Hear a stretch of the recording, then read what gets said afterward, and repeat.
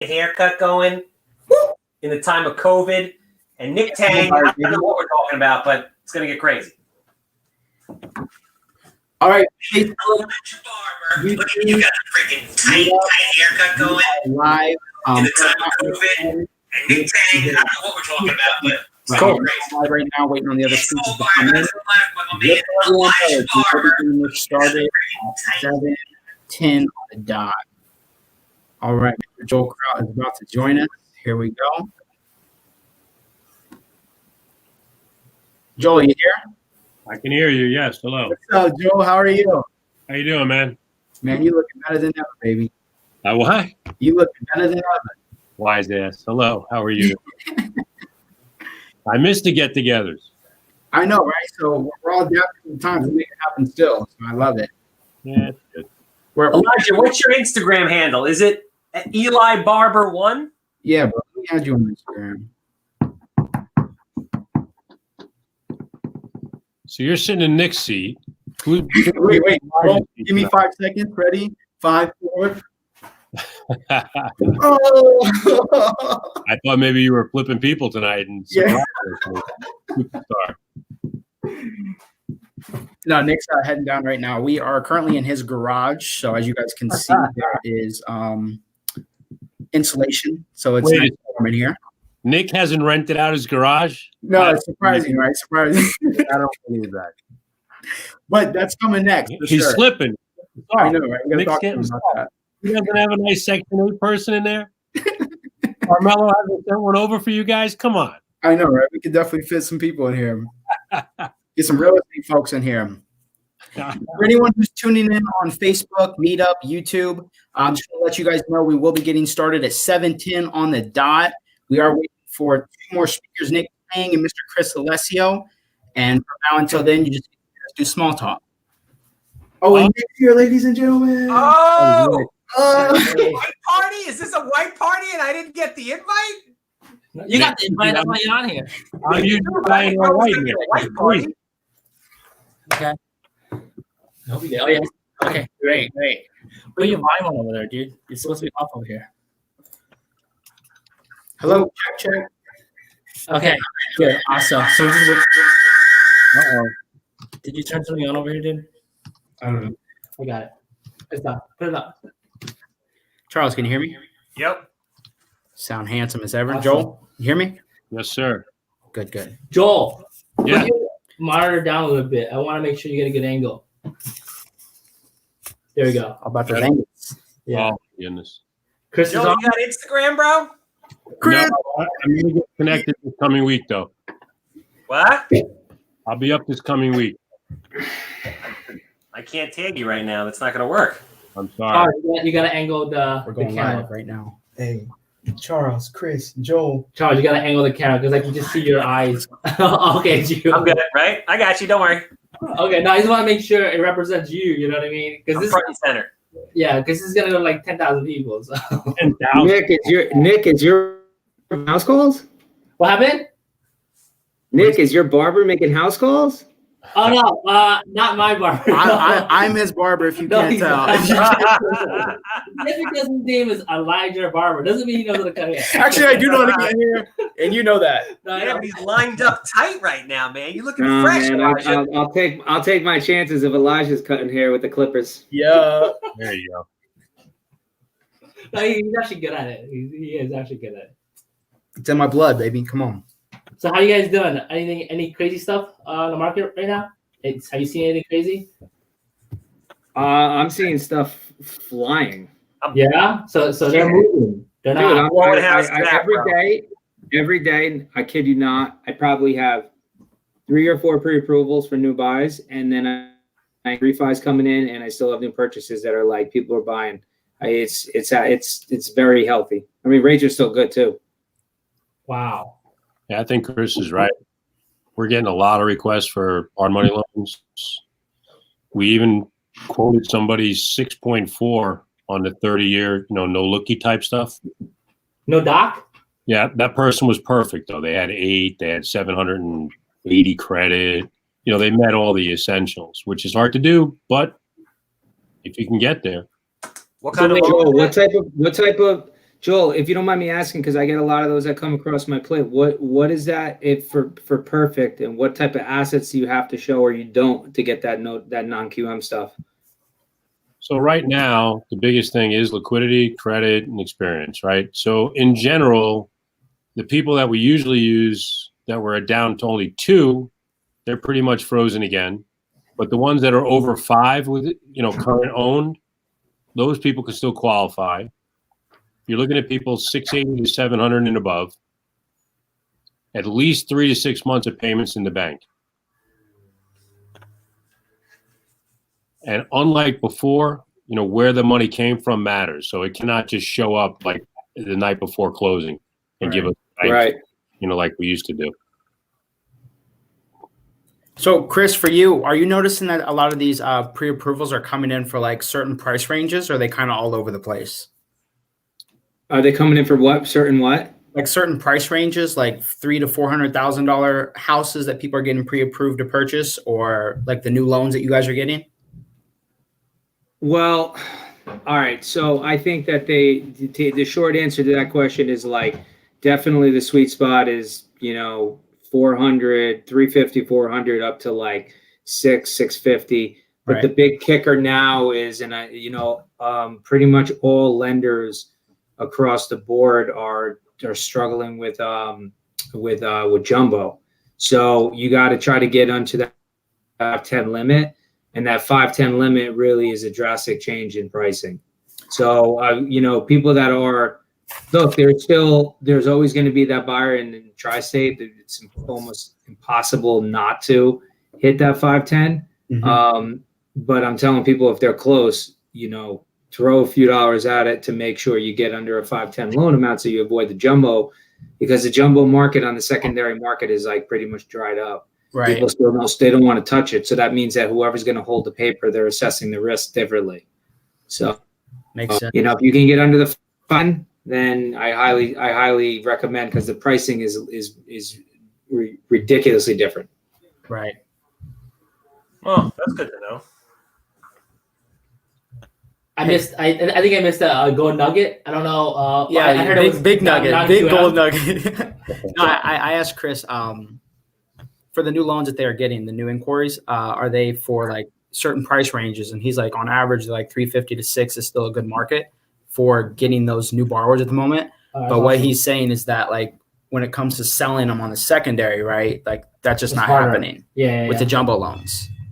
Yeah, jumbo market is taking a beating. And it's just, look, I mean, a lot of players just straight up pulled right out. Like Chase is out. They don't want to hold that note. They don't want to hold that paper. They want a clean borrower. It's no news. This has been out for a while that, they want the 700 FICO minimum and 20% down. That's their way of saying, yeah, we're still giving loans, but we're not aggressively going after that business. Got it. Charles, anything crazy going on with you? I'm blowing out houses left and right, bro. Yeah, that's I see that on Facebook. Like you do like 20 houses a month right now or something like that? Buying like a savage animal. I bought 9 in the last 3 weeks. I got another 15 coming in.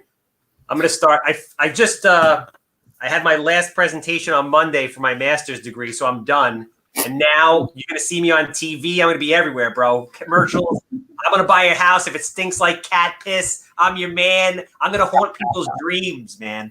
I'm gonna buy 100 houses this year. Are these mainly in Staten Island, Charles? No, Long Island. Long Island. Charles, Where are you in Long Island mostly? What's that? Where are you mostly in Long Island? I grew up in Belmar on the South Shore. Oh, so I grew up in Wantor. We're neighbors. Absolutely. Mulcahy's rocks, right? Yeah, man. Monday night out of the weeds. You still got that little VIP card. I know you still got that shit. Absolutely. Chris, how about you, man? Where you I from? had my first beer there at 14. Jesus. I live in Jersey. Okay, where in Jersey? I'm up in Bergen County. Okay. I live in Wyckoff. That nugget about the jumbos was huge. I didn't realize that because, I switched my business model like 2 years ago to do strictly first-time home buyer just because I felt the market was better there. Uh-huh. And it's interesting because I only have one house that's left that hasn't sold. I got an offer coming in today, but it's a 550 house.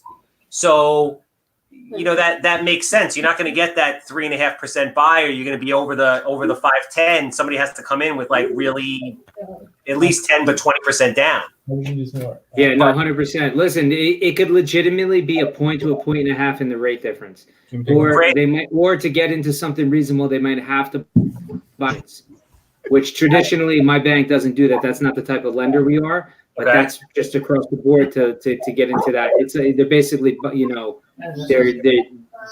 there's nowhere to sell that. So if they're going to hold it, all the banks have put an additional overlay on pricing. I don't really understand. So, like, I listed a house. Joel's going to know, Brentwood.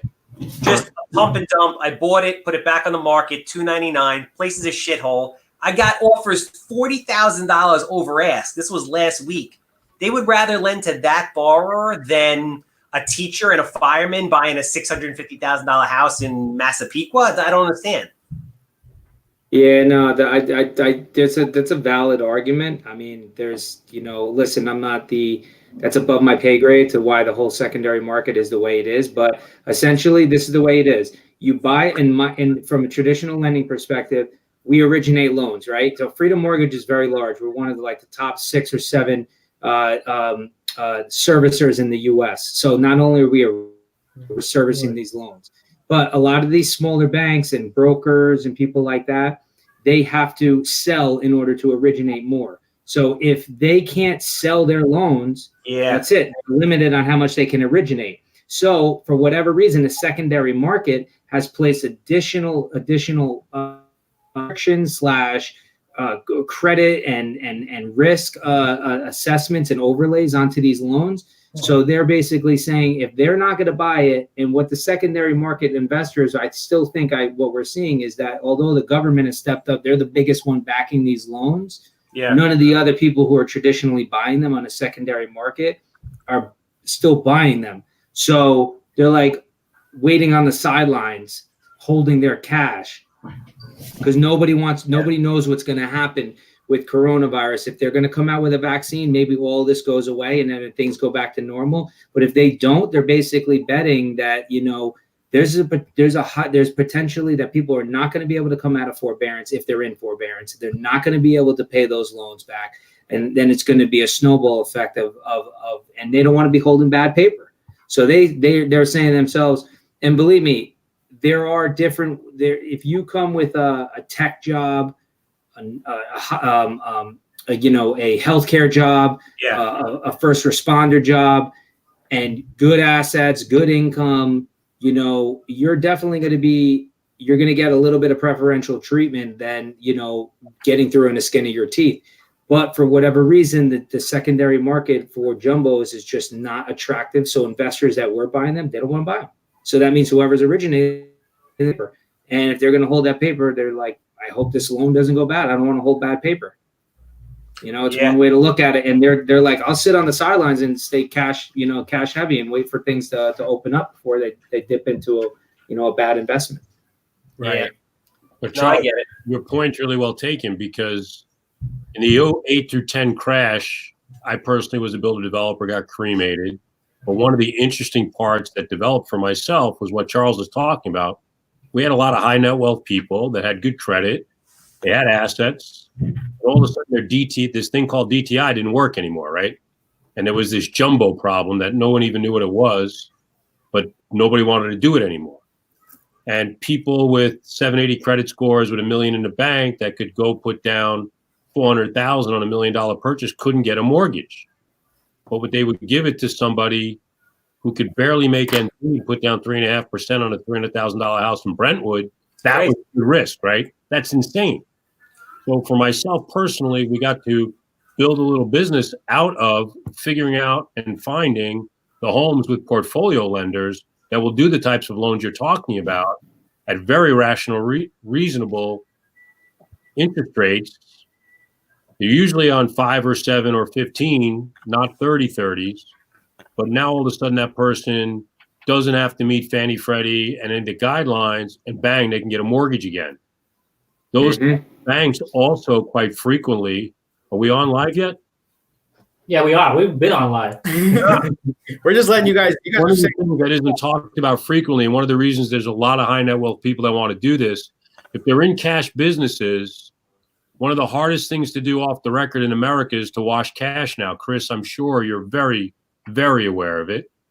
So what they can do with a lot of these types of portfolio lenders is to have somebody go make a deposit in cash as a mortgage payment during the month and now self-amortize their loan down, getting rid of the hardest thing, the green stuff, making it good, and getting rid of their mortgage all at the same time. So it's the perfect world, even though it seemed like, why would someone with an 800 credit score, $5 or $10 million of net value, real net value, not just an appraiser who marked it up for them, all of a sudden be willing to pay, 5 1/8 for a home mortgage instead of knocking it out with you at 3 3/4 or 3 1/2 or 3 1/4, whatever the number is today. But when you look at being able to get rid of that money, there's huge upside value in it for them. Gigantic. Huh. So it's a little bit. That's 100% right. That's a very interesting way to look at it. That's true, though. It sounds, absolutely. Bro, haven't you guys seen Ozark? Cash isn't a problem. You get a strip club, you get like a bar restaurant with a boat thing. That's it. 1, 2, 3. That guy's doing like hundreds of millions of dollars for the Colombians. We can do 20, 30, 50 grand. Come on. You can definitely tell it's quarantine season. Yeah. So here's the problem that I have that maybe you can help me with. So I do a ton of single family rentals, right? By the end of this year, I'll have right about maybe a little bit more than 100 of them. And I buy them with private investor money, thrashed, and then I gut renovate them. I put tenants in there. Most of the time it's like government-backed, CDC, Section 8, et cetera, VA, HUD, VASH, whatever. Now I have to refi out of these things. It's guaranteed government money.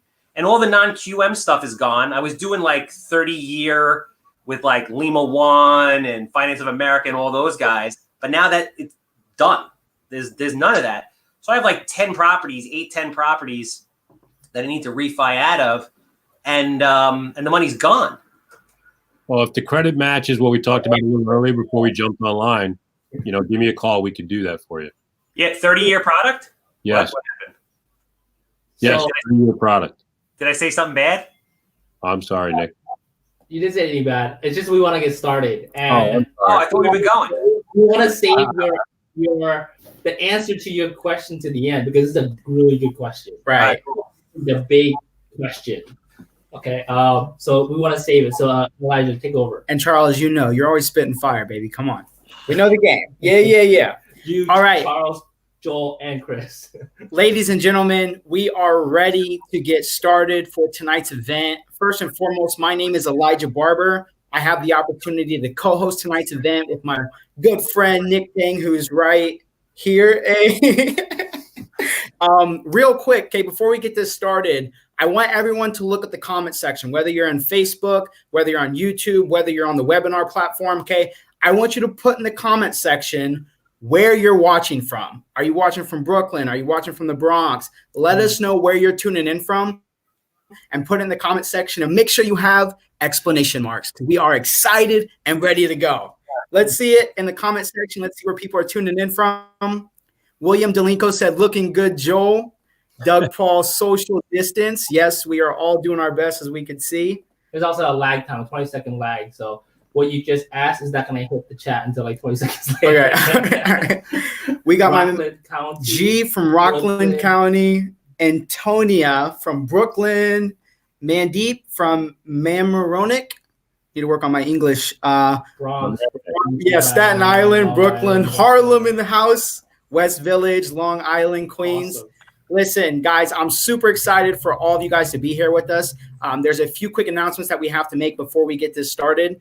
So once again, this is the New York Real Estate Investors Association. Make some noise for that. Woo, woo. We excited. We fired up. Okay. I want to let you guys know that we are a membership-based community. And so for the people who are already Prime members, you guys already know about this. But for anyone who's tuning in new tonight, we have a very special announcement. And that is that we record these events, okay? Before this, we literally ran the largest real estate meetup groups in the entire country. We still do. Right? And we still do. Nick. However, we used to have to meet in person. And right now, with the way that the world is currently going, we are doing our best to adapt, just like all of you guys are.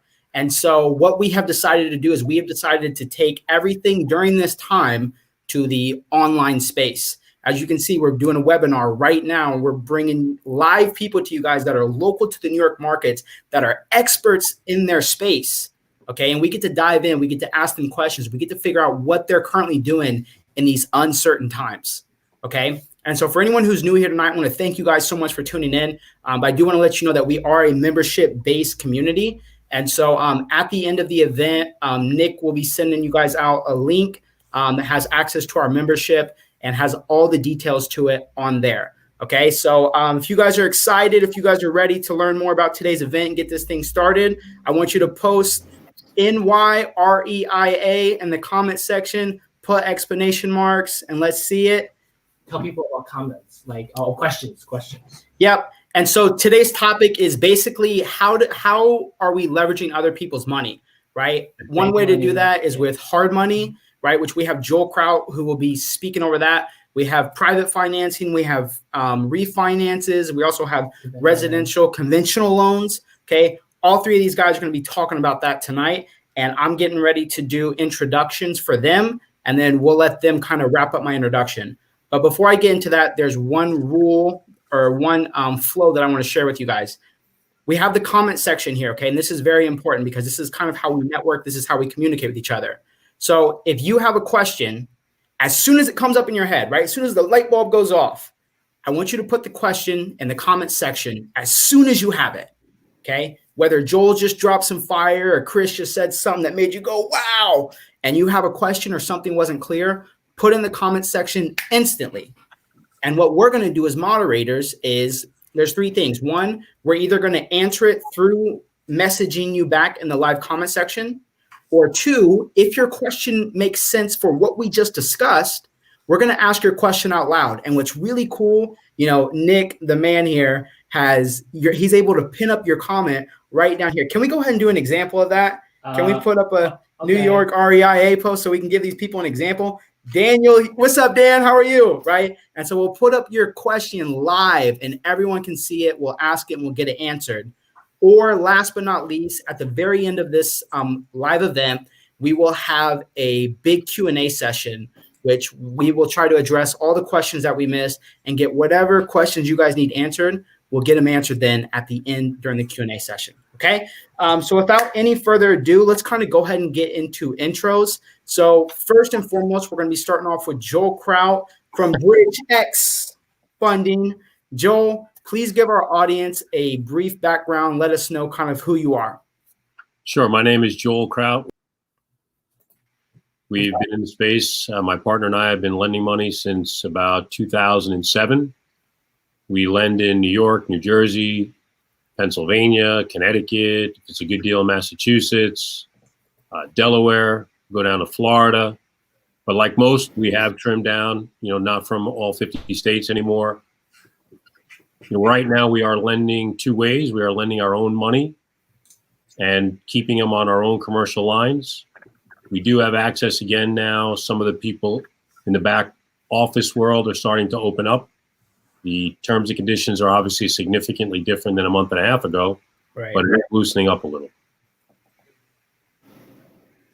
Awesome. Thank you, Joel. So Joel's going to be our go-to guy tonight for hard money. He has so much experience. He'll be speaking on a lot of stuff tonight. Up next, we have Allessio from Freedom Mortgage. Chris, go ahead and drop it. Let us know who you are, what you're all about, baby. What's happening, everyone? My name is Allessio with Freedom Mortgage. I'm a lender, direct lender. We're not a broker. We're definitely on the more traditional side of things, getting you out of your hard money, getting you into your primary residences, long-term fix and long-term holds. We do some fix and flip as well. It's not the biggest thing for us, but we do have some really good investor products for that. I'm going to be your cheapest form of capital by far, but it's going to be a full doc loan, so you'd have to qualify, with income and assets. But we do stars, we do W-2 employees.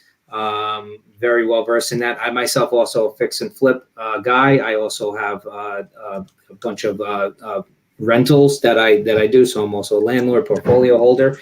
So for me, I'm everything real estate related. it's all about strategy in this game. Different forms of capital, different forms of capital, different exit strategies. There's typically more than one way to attack a deal and to exit a deal. So you should be, I look at it like all of the people, whether you're hard money or whether you're traditional money, it's all about forming those relationships because they all serve a purpose at different times. And the tool in your toolbox is always going to be needed for a different deal. So, my big thing is strategy. And that's really where I shine with my clients. I put first and I try to help them navigate a process, whether that's purchasing their primary, whether that's, purchasing the rental or flip or whatever. But if it has to do with real estate, let me know. I'll be happy to help you guys out. Always a pleasure to be on these platforms with Nick and with Elijah. The rest of the people that are on the panels. It's always they always put together a good event. So I'm excited to see what we got for tonight. Interesting times, but we're going to ride the wave. Absolutely. Chris, thank you so much for that intro. And last but not least, ladies and gentlemen from Long Island, let's welcome to the stage, the online stage, Charles Weinraub from Your Handsome Home Buyers. Let's give it up for Charles. Yeah, what? Yeah, kid. What's going on, everybody? Charles, the Handsome Home Buyer, a.k.a. Captain Permit, a.k.a. Elijah. You're Latino. We're like family. You're supposed to say El Judío Maravilloso. That's who I am. Yes, baby. Come on. Long Island's #1 fix and flip investor. Done over 300 houses in the last 5 years. Just graduated NYU 2 days ago. Real estate development master's degree. Turned developer. Taken over. Excited to be on the panel. Love these two gentlemen. Love these other two gentlemen I just met right now. Let's get it popping, man. I'm fired up. Let's get it popping. Ladies and gentlemen, without any further ado, I'm excited to have you guys all. Once again, we'll be using the comment section, and let's get this thing rolling. So first and foremost, right, I think one of the most important things, because I'm remembering when I first got started investing in real estate, I had no idea about hard money. I had no idea about where to get the money from. Not to mention I was a 20-year-old kid, right, who wanted to do real estate, but it's like you don't have any money or connections at that time.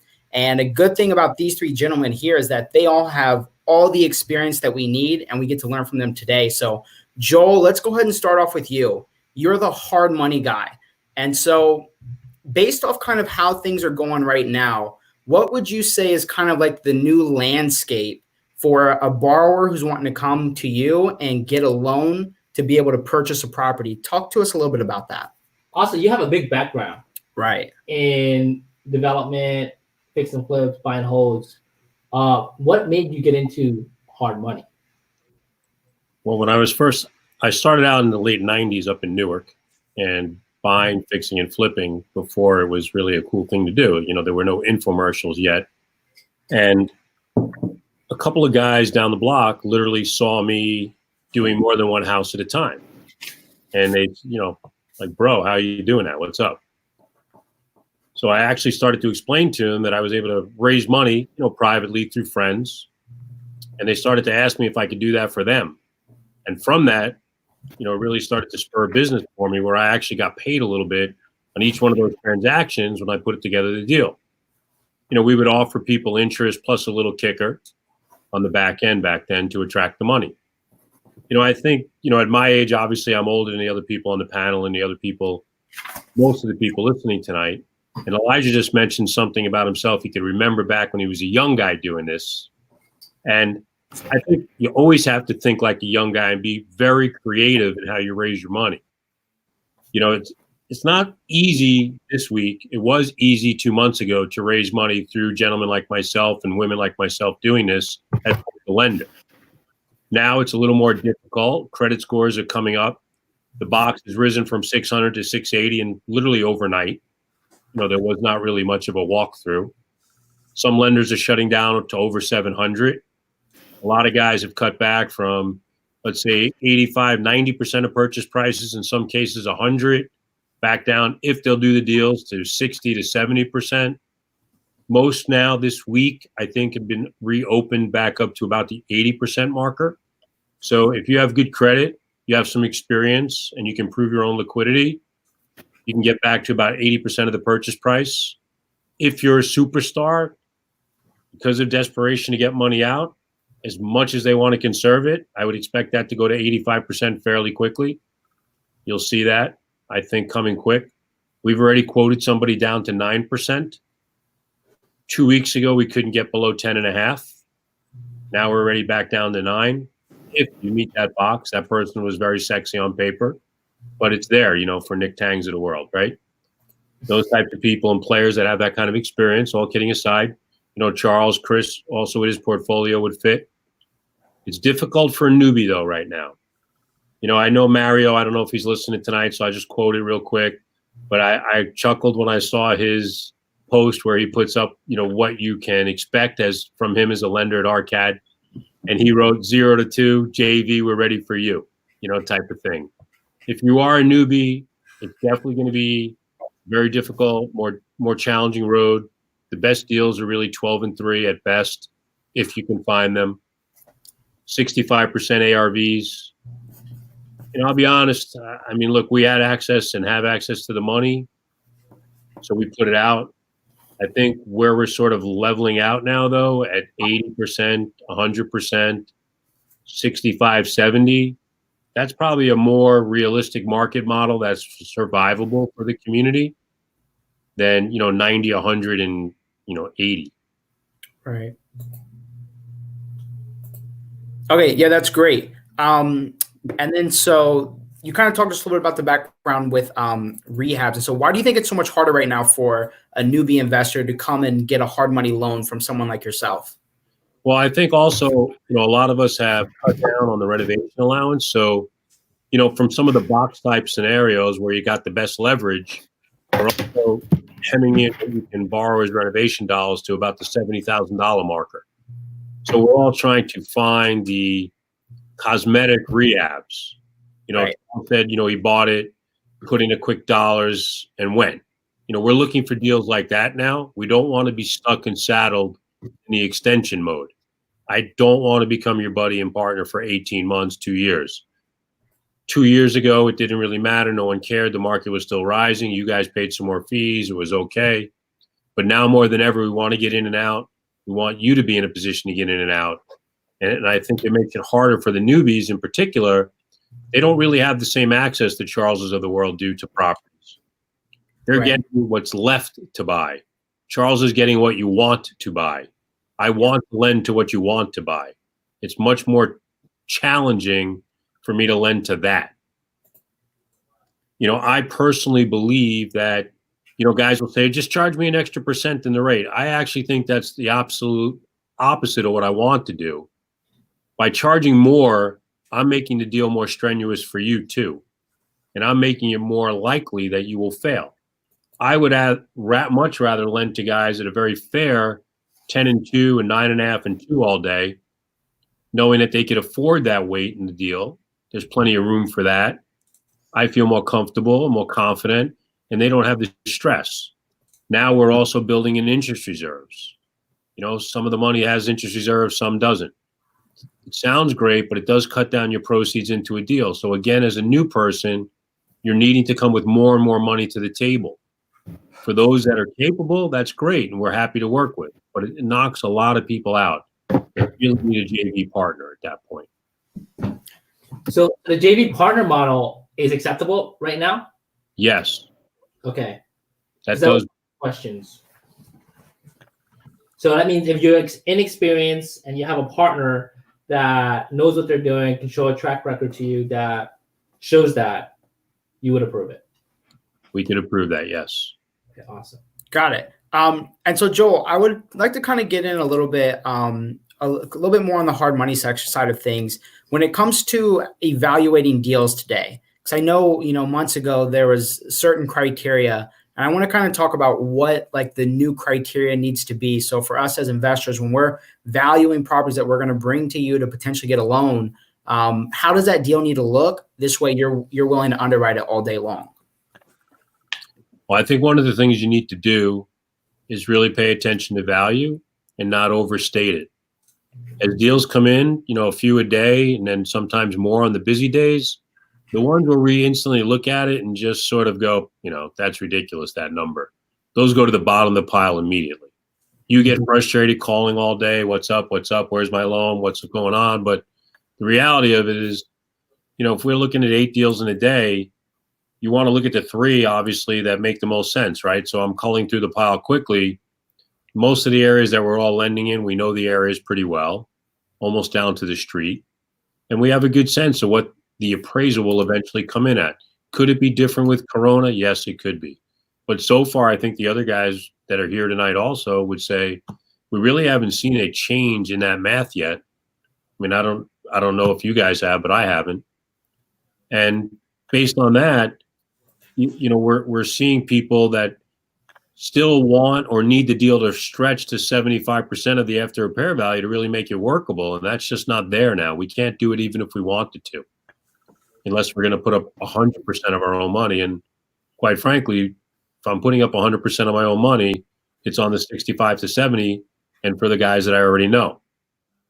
If I'm using institutional funds and I'm mixing in some of my money, would we be slightly more flexible? Yes, but only for the deals that make sense. We still have a responsibility to that money just as if it's 100% of our own, and we're not going to put it in harm's way. So the people need to be prepared, beforehand, meeting appraisers, give them a clean, well thought out renovation budget. Don't give them garbage, garbage in, garbage out, that old cliche, but it's true. Have your comps ready to go. Make them real too. We're using online systems that allow you to work through comps in seconds from 15,000 zip codes. They're dropping in every 15 minutes from every MLS in the country. Oh, wow. So we're able to see, the live up-to-date information faster than the appraisers are. And if you're going to give me an appraisal that has properties in Newark a mile away, I mean, it's not real, right? I think Right. I agree. I mean, even in Brentwood, depending on where you are relative to, Sunrise Highway or Merrick Road and some other cutting through roads, one side is a lot different than the other. In North Jersey, I know in Bergen County, most of it is really good, but even there's differentiations between neighborhoods. Teaneck is one where you could buy a house for $300,000, you could buy a house for $2 million. So you need to be aware. Don't make assumptions. Don't listen to your friend. Do your homework. Be prepared. Did Joel say about lower LTVs or different percentages? I was getting ready to follow up with him with that because he literally just hit a big thing that not investors knew before, and they definitely need to know now, which is understand your values.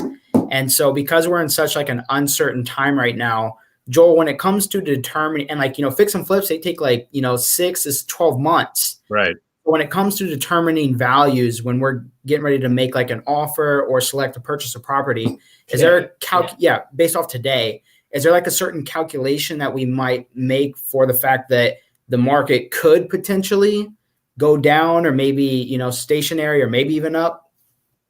Well, I think one of the challenges is just what you're describing. Charles in particular talking about moving a lot of houses quick, and Krish sitting there as the direct lender from the residential side. One of the last things they're doing is calling to verify employment. So we're all a little nervous as it relates to that as it impacts our exits, right, from our loans. Will people still be employed? I know that may sound a little crazy because it's America, but we've all seen what's gone on in the last 30 days. And, 3 months ago, no one would have thought that possible, right? So we're looking at the deal, we're looking at today's value, and we're thinking it's going to be, 5-7% lower 6 months out, 9 months out. I think I'll be wrong based on what I see happening. I want to be wrong, definitely, but we need to be prepared for that. And I think you as a buyer also need to make sure you're leaving yourself enough room in the deal. I've done about 100 flips, maybe 110, and only 20 of them were really, quote, good. Where I wanted to go to Nick Tang's event, get up in front and go beat my chest and tell you about, we made 80 grand on this deal, right? We bought it for 240 and somehow figured out how to make 80,000. But a good chunk, 60 of those were plus or minus 10%.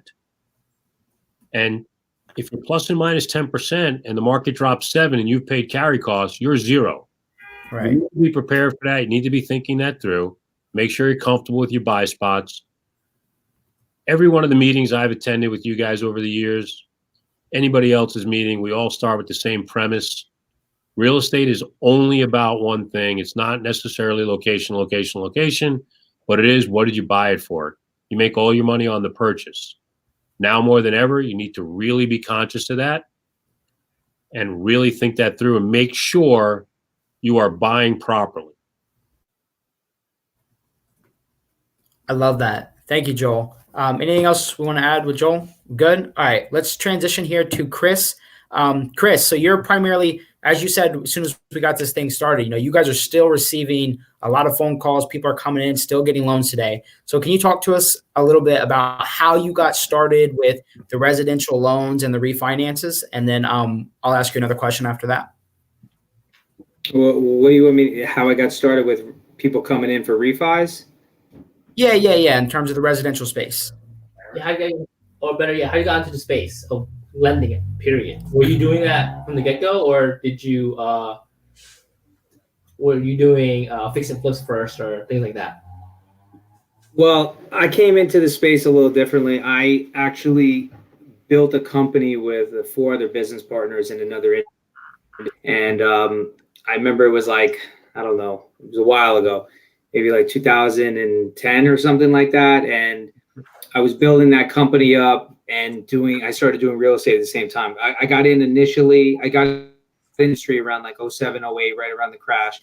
And I was good at what I was doing. And then I built a company with a bunch of other guys. I wasn't happy about the work that I was doing. So I decided to get into real estate because I always loved real estate. And the whole time I was doing this company and also building my real estate investment company. In the first 2 years of real estate, I didn't do anything but educate myself because I just wanted to not take. And being a business owner in another business, where raising private capital, sales, customer service, pick, pack, ship, whatever. We were in there. Someone needed to go into the warehouse and drive a forklift. That was me. So, you did everything. So I educated myself on not losing money and understanding how to do business. And I started going to a lot of the networking events. So anyway, fast forward, I was able to sell my company and sell my shares back to the company. I exited completely and I went into becoming a real estate investor full time. And a very good friend of mine, John, who everyone knows here, he basically, he was in my ear and he was like, this is what you should be doing. You should be a lender. So I started lending at the same time as doing all the real estate investing, which kind of happened by accident. So my of building a business, raising capital and learning how to finance things and exit strategies and things of that nature, that transitioned very well into real estate. I mean, at the end of the day, a widget is a widget, whether it's a house or it's something else. So if you have good business foundation, you can easily transition into this industry. So then I got into becoming a lender. I was already very well involved as a real estate investor, but becoming a lender has sharpened my skills even further as an investor because, you understand what a lender is thinking when you're going and asking them for money. If you're understanding what a lender is looking at when they're analyzing a deal. Like right now, Joel brought up some really good points, is that how are the lenders analyzing the deals? We want everyone to make money. We don't want to own. Lenders are not in the business of owning assets. They are in the business of lending money. So if they lend you a deal that they can squeeze through and it's bad for them, it's bad for the end user, the borrower, and they have to repossess and they have to foreclose on that home. That's not good lending practice. Nobody wants to do that. Right. So they're going to do right now in today's market, they're going to protect the golden goose and they're going to make sure that, up till 5 days before closing right now, they're going to check, employment. And then if it doesn't close in that 5 days, their clock resets. They're going to, all right, got pushed out 2 days. And now you're on 7 days. We're going to check your verification of employment again. That's the only way that we can try to protect ourselves because we're trying to look at this we want to continue to lend in the years ahead. And if we just don't take good lending practices now, that's going to put you at a major disadvantage for later not being able to lend. So the whole thing is responsible lending now, but obviously it's the market is still on fire. The rates are still extremely well. They're in the low 3s in some cases. If you're FHA, I'll tell you right now, any buyer, If you come across any real estate agent, any buyer that has an FHA or a VA loan, I'm telling you right now, you can't really say this, but full transparency and full discretion is that we'll probably beat any FHA loan in the market right now. People have put an enormous overlays on there, but my bank has doubled down and said that would be one of the strongest VA and FHA lenders. So where other people are still in the high threes and in the fours for those products, we're in the low. We're in the twos. We're in the twos right now. So, tell me where you're going to get that type of lending. Your employment, we're going to check your income, your assets, but if you can get a rate into the twos, that might be pretty sweet. Right. It also increases your buying power significantly. Just think about that. You can easily afford, with a 0.5 point difference in the rate, you might be able to afford a $50,000 house more than you prior to with a 3.5% rate. So it's just something to think about. But how getting into the real estate, to the lending space, for me, I love helping people. I don't do this because I have to do this. This is a passion. So, it helps me keep also a pulse on what's going on in the market, because I'm still very active on my real estate endeavors. Definitely. I love that. And you hit some really good points there. So Chris, me as like a borrower who's coming to you, are you lending to properties that need a lot of work? Or are these things that need no work? And are they multifamily, single families, or does it really matter? So it all goes back to the guidelines and what you're looking for. So in a conventional deal, we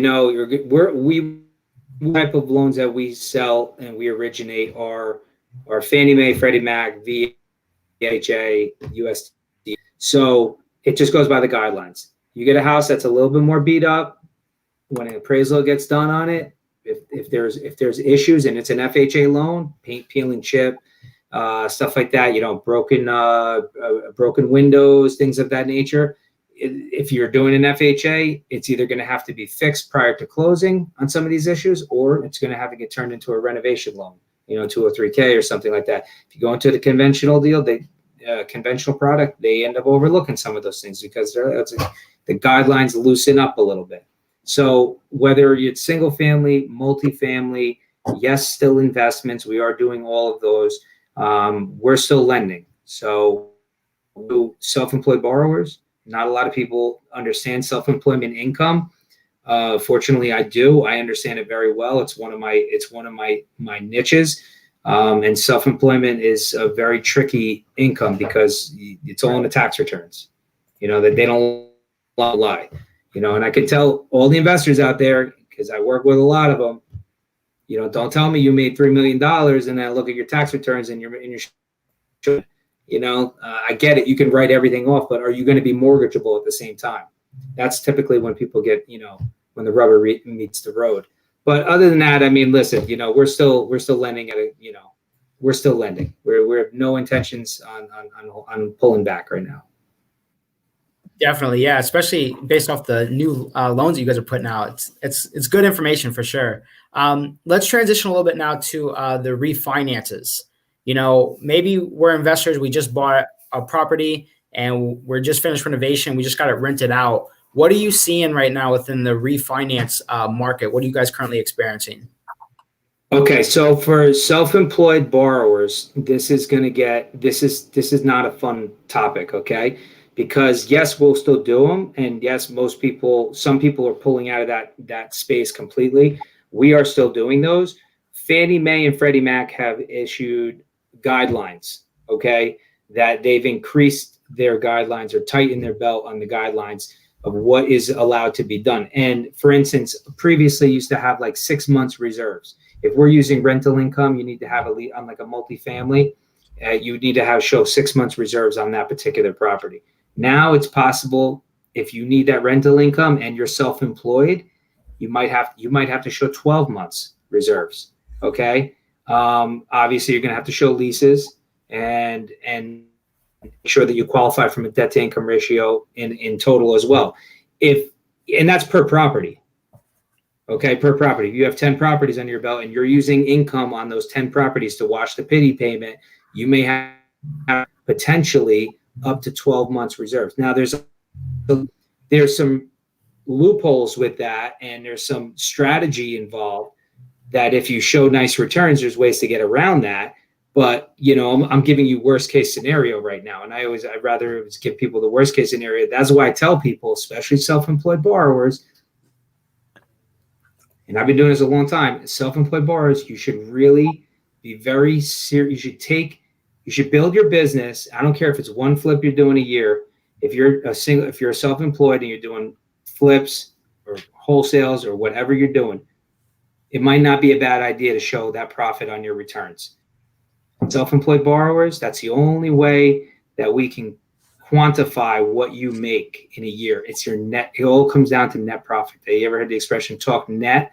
It's all about net profit. So it's super important to run your business and your tax returns like you may sell your company tomorrow, or like you may go for a mortgage tomorrow, because you never know when, in our line of work, and I'm talking from the investor side, when you're going to need to go for a loan. You know, and it's not, we're not W-2 employees. You know, we don't like, oh, you know, you make $100,000 a year. Let me call your employer, verify that you have it. You show me your W-2. You show me your two pay stubs. Yep, you make $100K a year. Boom. Okay, I know what exactly to use for your income.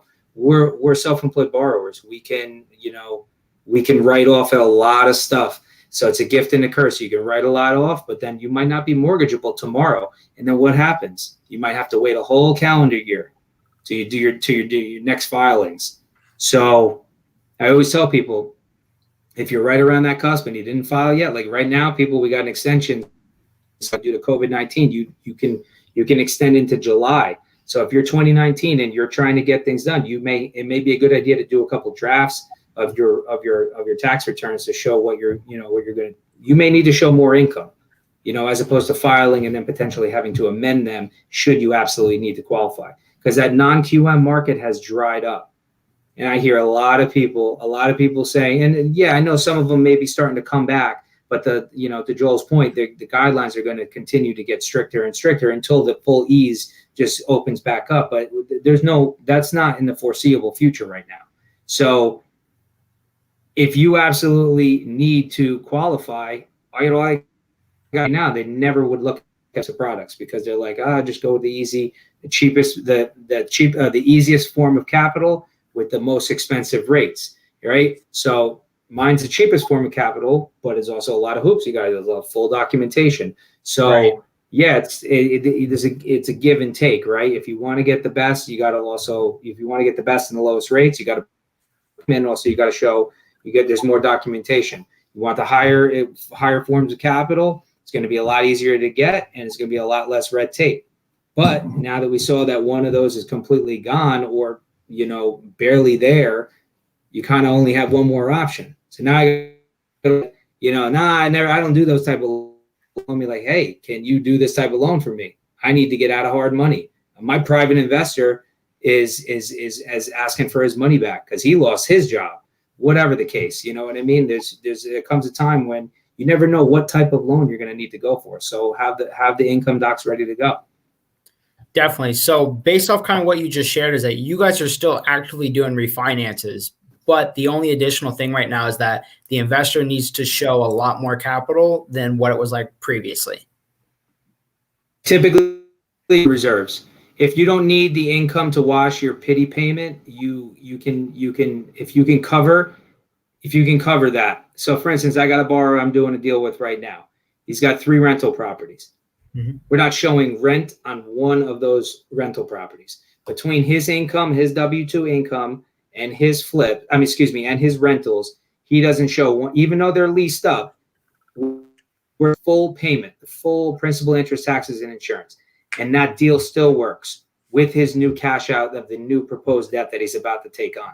So I'm talking about his primary home, his 3 rental properties. We're hitting him with the full maximum amount of debt with not one bit of lease in there, and it still works. So in that particular case, he qualifies. He's fine. I don't need it. I don't need to have 12 months reserves. I can just use the 6 months reserves for per property. But if I need to use all of the rental income, then I'm going to have to show 12 months reserves, and that's per property. Right. So it just gets a little trickier.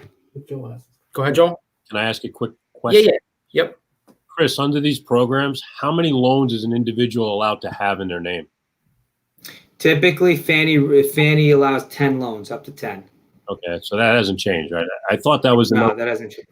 Okay. And what'll happen, and I'll be very honest with you, what'll happen, because I have a lot of borrowers that have done, 5, 6 loans, 7 loans with me. And what'll happen is if we see that you're starting to get into that, creeping up a little bit, we will notify the operations, and they'll probably sell 1 or 2 of those loans off. They'll bundle them and sell them in a secondary. So that way, nobody wants to have too much exposure. And, but from a Fannie guideline, it's 10. Okay, thank you. Got it.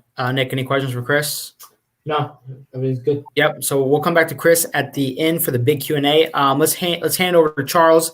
So Charles, if you wouldn't mind, take me back to kind of one of your first properties that you put money together for, and tell us how you did that. So I never have worked with people like Joel in the past. Not because when I first got into this 5 years ago, they really weren't around in my circle so much. And the ones that were, I thought in my head, whatever that was at the time, was expensive. I was seeing 12 and 2, 12 and 3, things like that. So I just kind of came up with the idea that I was going to go out and raise private money because my original mentor, Carl Chavone, said, go out and raise private money. If you do it the right way, you'll have more money than deals. And that's basically what happened over time. So I put together this model where I'm like, okay, I'm going to offer people 10% interest only with a guaranteed 6 months. So if I flip the property in less time, they get a boost in their return, and I'm protecting my downside. And I felt, based on what was out there, the average person, giving my experience, although at the time I didn't really have a lot of experience, and what I was providing, that I felt it was a good return. It was good enough that it got me into deals aggressively, because at the end of the day, if it costs me too much to borrow, I have to take that off the top, right? Because I'm not going into very, very slim deals. I rarely do that. The only time I do that is when I'm buying bulk from people that I do a lot of business with, and you can't just be a pig and take the great deals. Sometimes you got to do the right thing and take some slimmer deals. So I felt 10% was good. It got me into deals, and was also a double-digit return for the average person. Like I always laugh, Joel and I grew up basically around the corner from each other. I always say I'm the #1 investment vehicle in Wantola, Long Island. So I started out with kids that I went to high school with. I taught them how to utilize self-directed IRAs, and they started to use that to lend me money. But essentially, I put together a private lender package, and I did, dog and pony shows, and I used social media, and I structured it like a regular Wall Street-esque type of investment. And I said, this is who I am. This is what I've done. This is what I'm going to do. Here are my references. And if you structure it the right way, people are like, wow, you have to really run it like a business. And that's the thing. I think most fix and flip investors, they don't run it like a business. It's like a great side hustle. They're just out there doing it. To Chris's point before, which was the best thing I've heard, is education. Chris, very smart guy. 2 years education. I spent 3 years training with Carl before I ever spent $1 or even tried to get a house. That's not the case today. I'm sure Joel sees every day, yo, my buddy and I have $15,000. We just watched HGTV. It looks dope. That guy's got a sexy sidekick. I want 90% of the purchase price, 100% of the reno. Give me $10,000 cash draw at the closing. I'm about to pay $60,000 over what I should on this bank-owned property that I have no business buying, and it's going to be a disaster. And there was so many other institutional lenders that are just dropping rates to be competitive because there was so much cash out there that was the systemic problem in the market that I saw. I mean, I'd love to hear from Joel as to, not for somebody like himself because he lends to the right people, but some of these yahoos that were just lending. I mean, what were the default rates right before Corona? And then what are they now in regards to institutional hard money? Just a couple quick comments about what you just said. First off, one of the things that I thought you said subtly, which most people probably, I hope they heard loud and clear. So when you flip through Facebook, you go on Instagram, any other social product, people use the word hustle all the time. It's my side hustle. It's my hustle. It's your business. You differentiate it. For the people who differentiate, they tend to stay around a lot longer. I think I met Nick Tang in 2012, right? There were 8 people in the room when I think the first time I went, and I was trying to figure out what was going on there. But the people who really view it, and Chris mentioned also, setting up their financials correctly. Yes, you don't have to show everything. We don't love our Irish uncle, Uncle Sam. I get it, ha.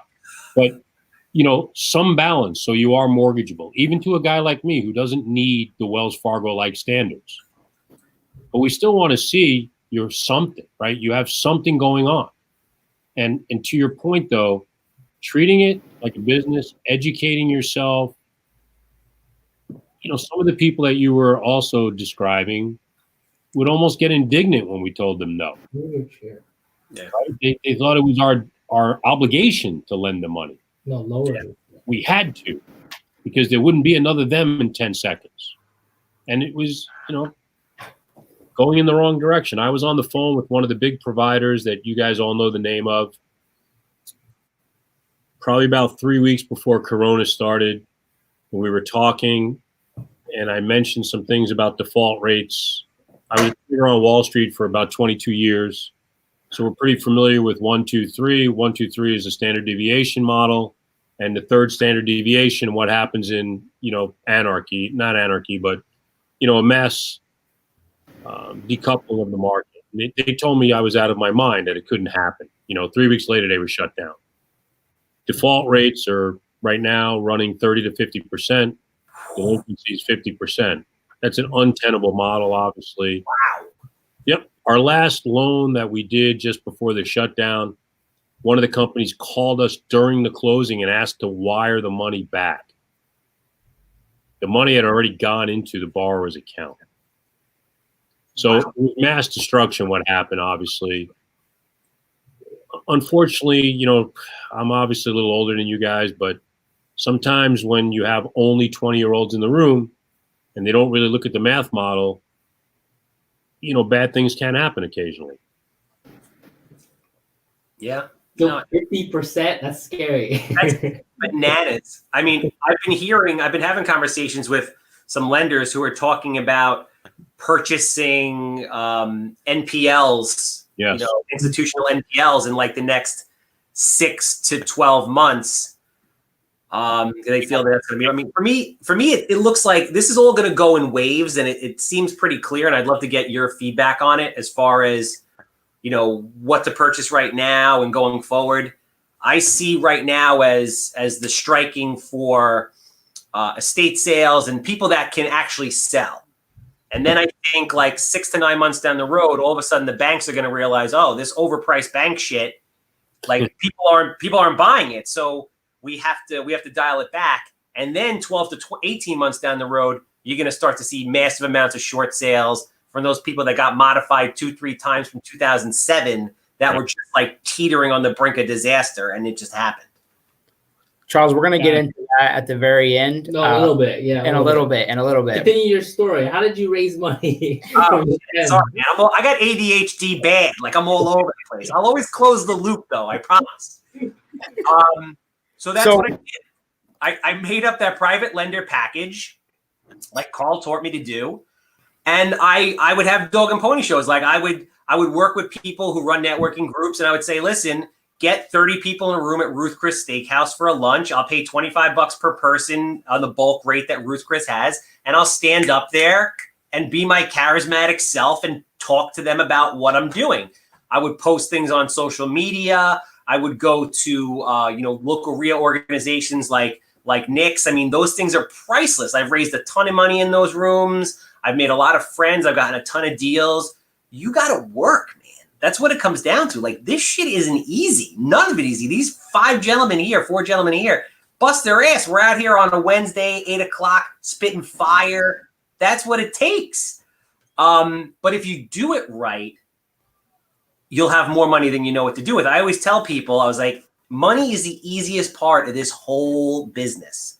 If you know what you're doing and you set it up. Now, another thing is you want to create an experience for your borrower. Charles, what the hell are you talking about? You want to create an experience for them. What do I do for my borrowers?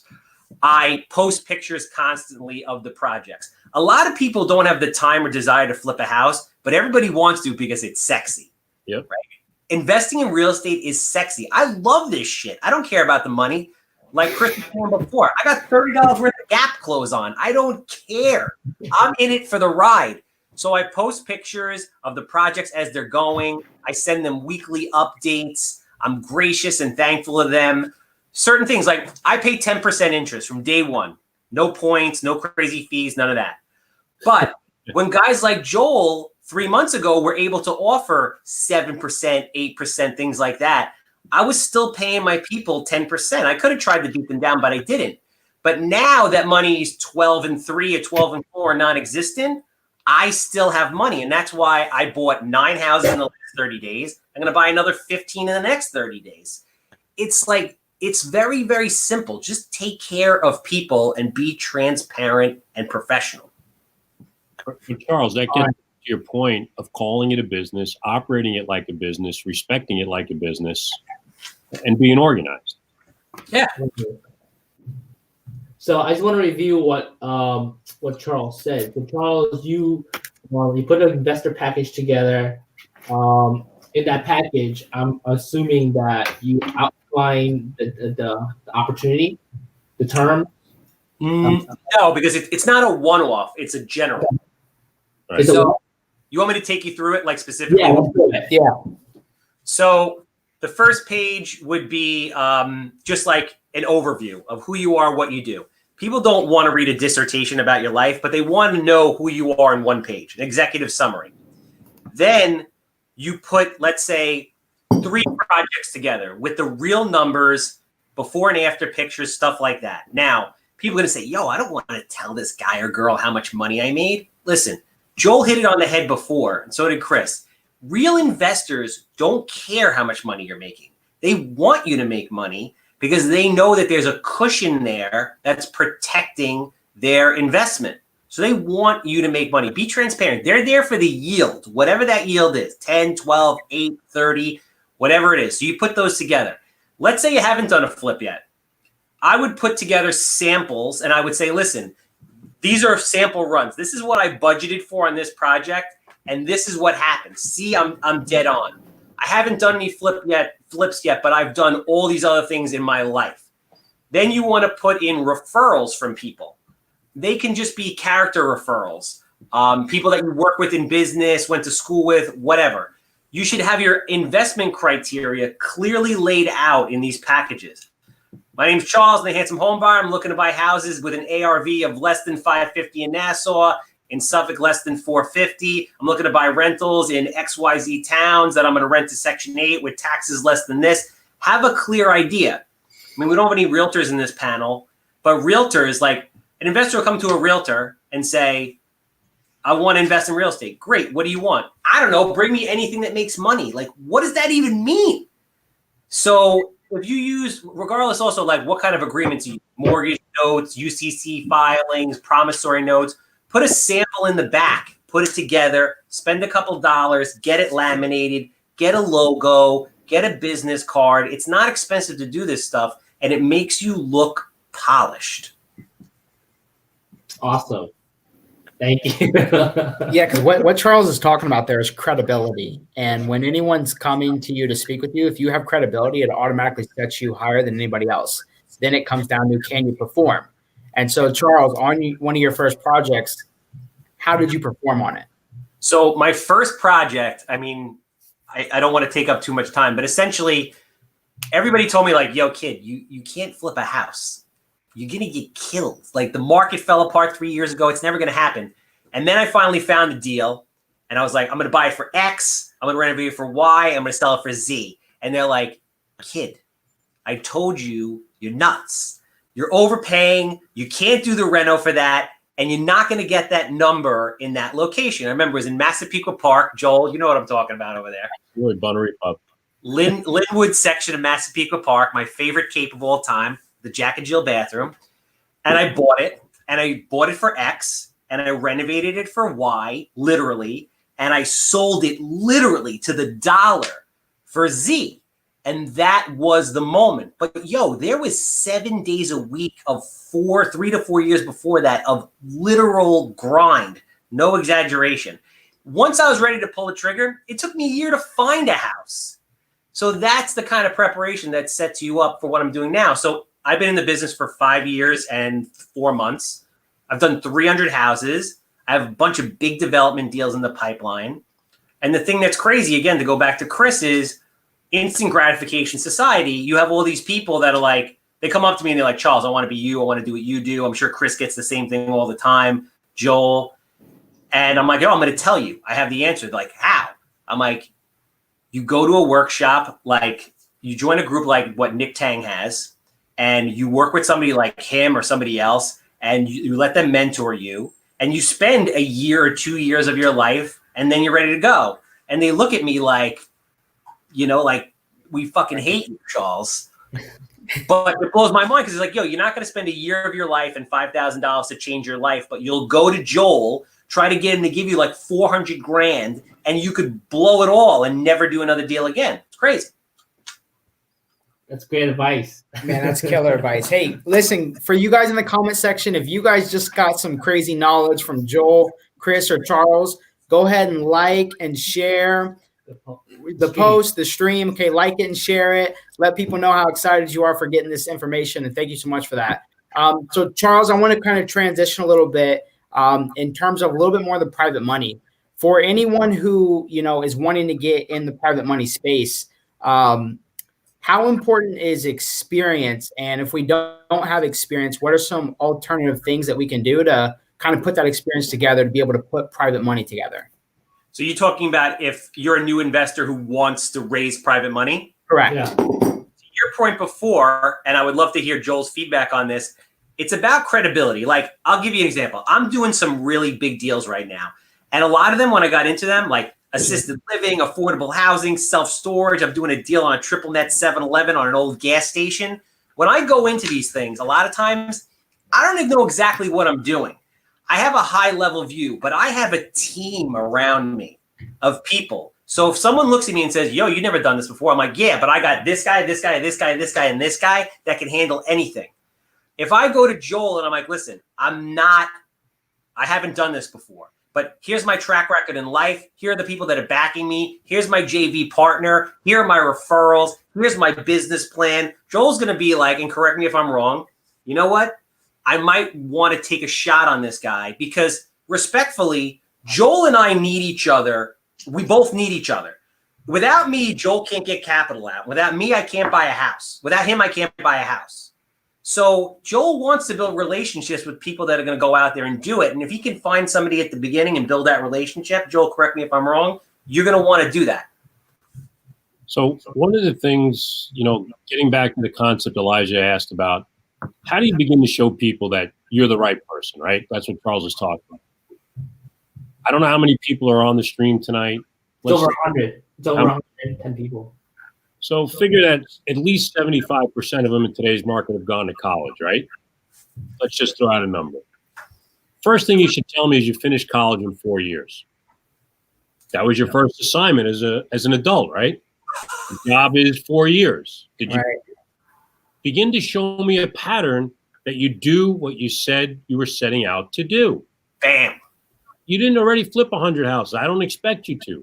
So give me 3 or 4 live examples of things you've done in your life successfully in a defined time frame, maybe in a defined budget, so that I get the sense that you're the kind of person that if you put the widget, like Chris said earlier, if I give you that widget, you're going to be able to do that and overlay that experience and show me you can do it positively.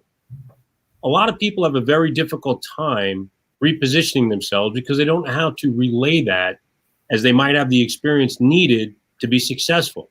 They don't break things down to the most common denominator. Doing that will present yourself in a different light, giving yourself experience. You're not making it up. You're showing me other real life examples of where you were successful.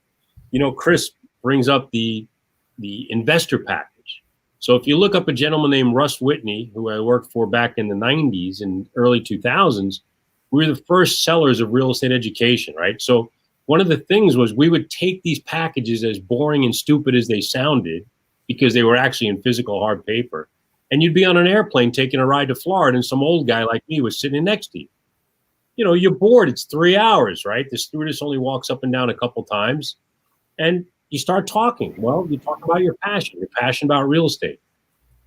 You've also brought that with you, your elevator speech, your package, right? And you leave it with them. Sure enough, that person invariably calls you a couple of months later when they have some money free because they thought you were pretty intelligent and they want to lay it out at 10% or 9% or whatever that percent is.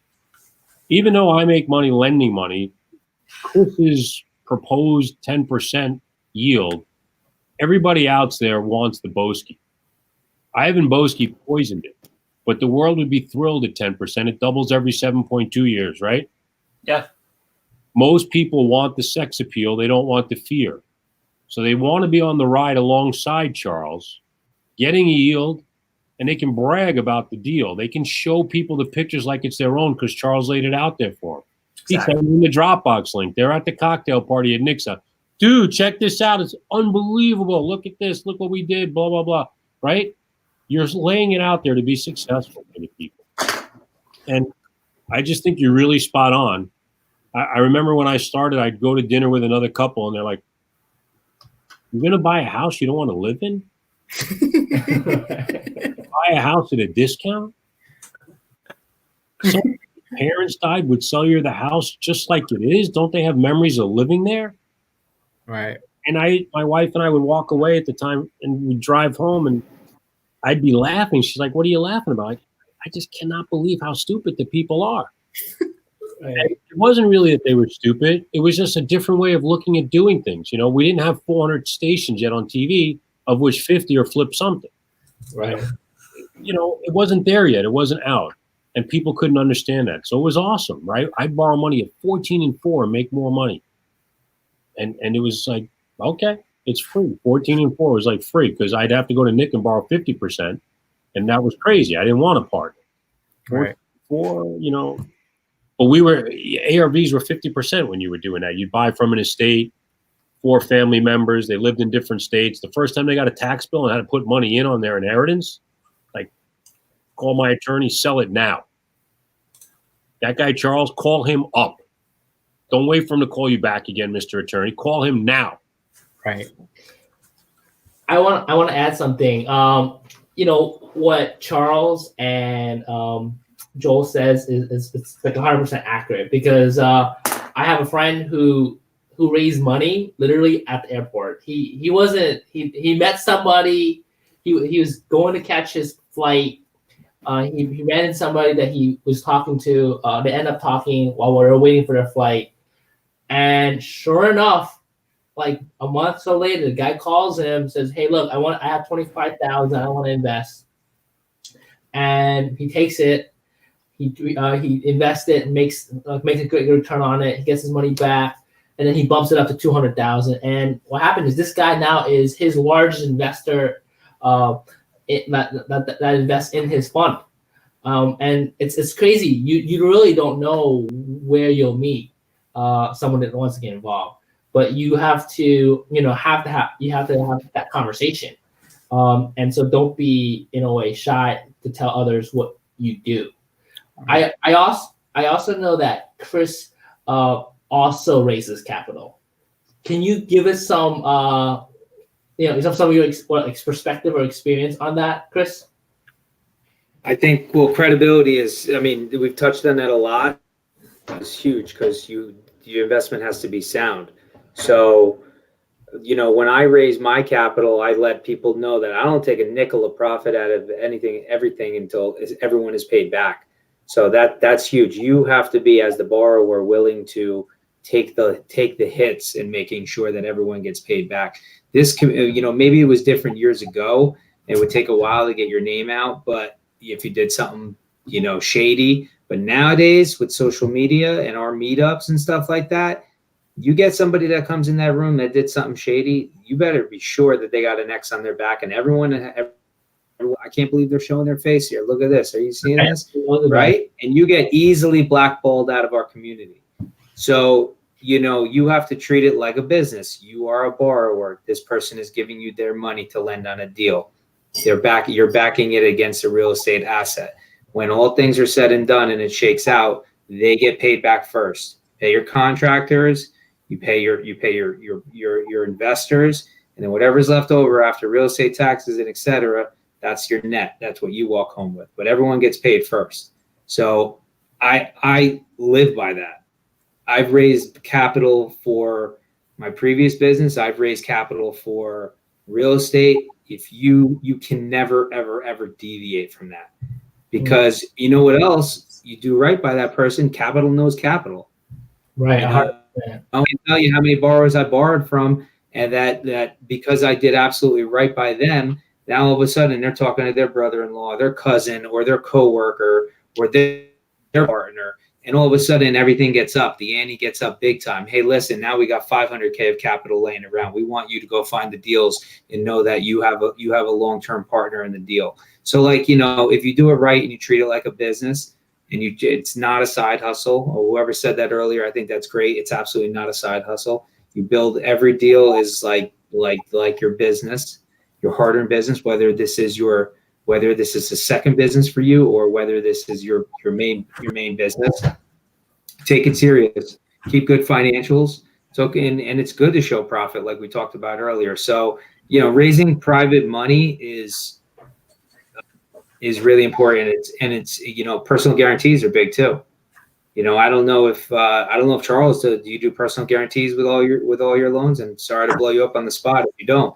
No, I do. I PG everything, because really the way I see it is this: I put my own money in every single deal. So if I'm not willing to guarantee it, it means I don't really believe in it. Right. I mean, it's really that simple. You know, people think that all this stuff is really complicated, and that on things like this, we're gonna just say something magical that just sets them free, and all of a sudden they start buying all these houses. The simple part about business and life is you just have to be a good person. Like, what do I mean by that? When I meet people, like Nick was saying before, I meet people and I say to them, you know, I ask them about like their dreams, their hopes, like what they want to do with their life. And I actually listen to them. And then I genuinely give a shit about what they're saying. And then I think about people in my network that I can introduce them to help further their dream. And I don't want anything out of it. And then I tell them about who I am and what I'm looking to do, and I share my story with them. And you would be, I mean, you guys wouldn't be surprised, but people would be surprised about what kind of magic happens.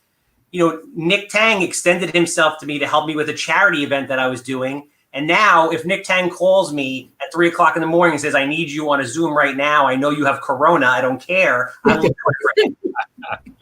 You know, that's what it is. And to your point about credibility and how the floodgates open when you do the right thing. I love that, man. That's awesome. We did have a question from the audience. Can we pull that up, Nick? Yeah. It's a really small community. I mean, just something happened on Facebook just the other day, literally. And, you know, people immediately just destroyed this person. You know, it took, you know, when I was your age, Charles, it would have taken years. Now it took literally under 5 minutes. Like, I don't think anyone would do a deal with him like ever again in New Jersey. Yeah. Right. I think an important thing though is like even if you do mess up, like be willing to admit your mistake. Absolutely. And don't try to hide it with your ego. Yep. You know, and be vulnerable and tell the truth. Because once you're truth.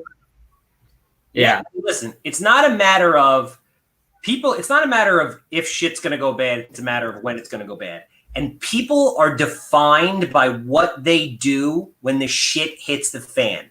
Plain and simple.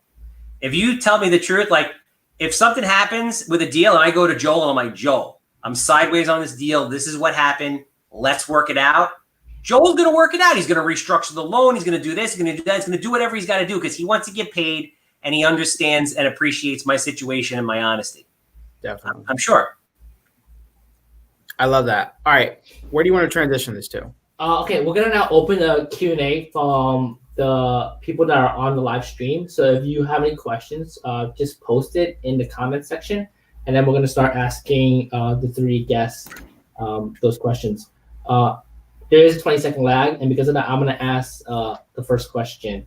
I'm going to ask maybe two questions. One is, what do you think the market's gonna be like once things kind of like the Corona thing is lifted? That's the first question. Any of you can take it. Chris, take it away. I think anyone would be foolish to really say that they know where this is going. Nobody has a crystal ball. And I think that I've said it many times. I'm not, this is not like, something that I invented, but I firmly believe when I heard this. I honestly think that if we get a vaccine for COVID-19, I think that we're all going to sit a little bit more comfortably knowing that businesses are going to reopen. People are going to be going back to work. It may still take a long time to get back up into the swing of things of where we were. It's not going to happen immediately or overnight. But I don't think though, without a vaccine, that it's going to just be like it was. I think that's going to be a big differentiating factor. With the vaccine, at least people will feel like there's a little bit more comfortability that like you can go out, God forbid you catch it, you can, you get a shot or whatever, you get the vaccine or you get it beforehand, like the flu shot, and then you feel. I think that's going to with or without it will be either certainty or uncertainty. I can speak of what I'm seeing today. I'm still seeing home prices still very good. I genuinely think that people are going to have some problems, in the 12 months, 15 months, maybe even 24 months coming up. Hopefully Freddie Mac and Fannie Mae came out and they're trying to do as much as they got ahead of this early. They're trying to do everything they can. They want people to stay in their homes. Big difference between 08 and 09, I will say though, is that, there wasn't a lot of equity that people had in their houses, right? So like when, all of a sudden you had no money into a house and then there was no equity and all of a sudden people walked away from those homes. That's why we saw a mass inventory. I think now maybe there's more equity, so people don't necessarily want to walk away from these homes. They're going to try to restructure their loans. They're going to do loan modifications. They're going to do everything possible they can to stay in their house.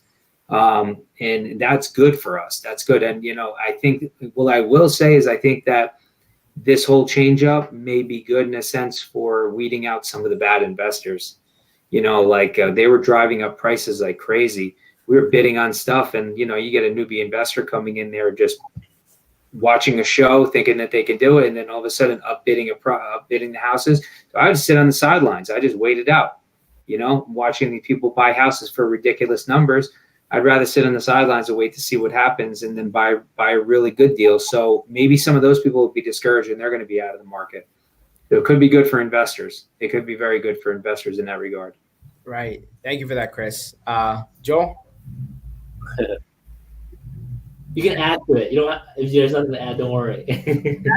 Natural tendency everywhere is to be doom and gloom. I mean, you listen to 100 people, 90 are really scared, but they're not really truly at the fearful level yet, I think. So, like I think Charles said earlier, I think we're still a little early in that part of the cycle. 6-12 months from now, we might see some good pain. So investors, more seasoned investors, I should say, will be in really good position to take advantage of that opportunity. As younger people to the business, not necessarily chronologically in age, but younger people will probably fall to the wayside and their projects will have stalled and gone sideways to negative, and we'll be able to take them over, in better position to move forward.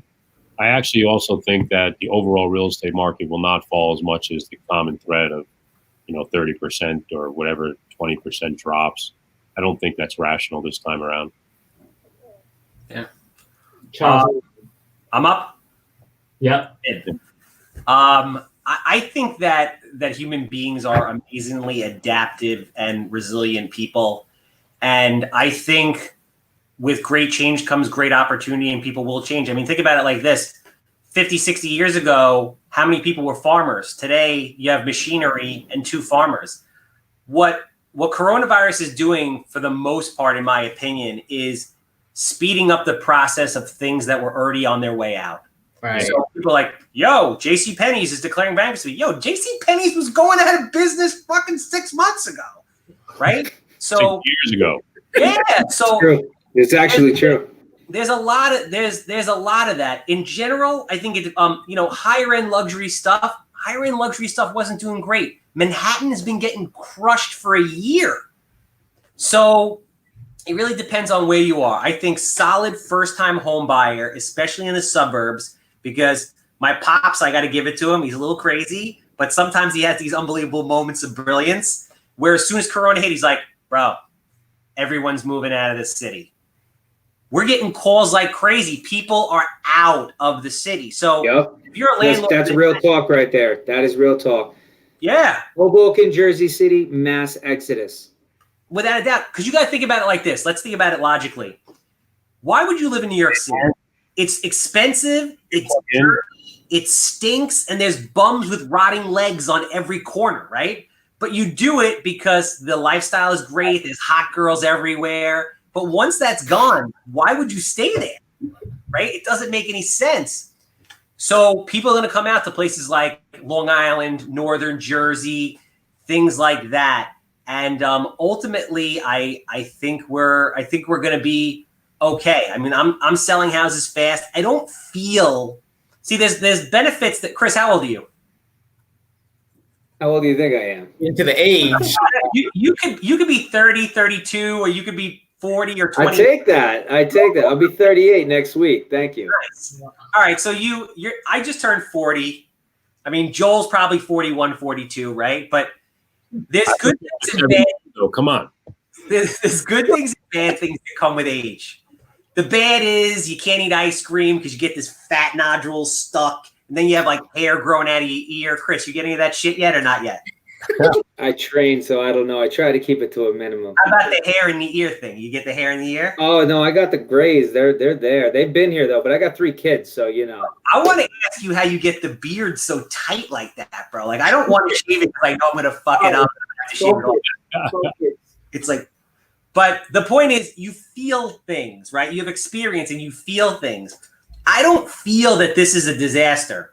I'm really worried about 3 to 5 years down the road, because if you look at the last 100 years of recessions, it's actually very cyclical and relatively predictable, although you don't know what the catalyst is. So typically you have a major crash like 08, which has like an 8-year recovery or so. Then you have a minor crash that has a 2-year recovery or so.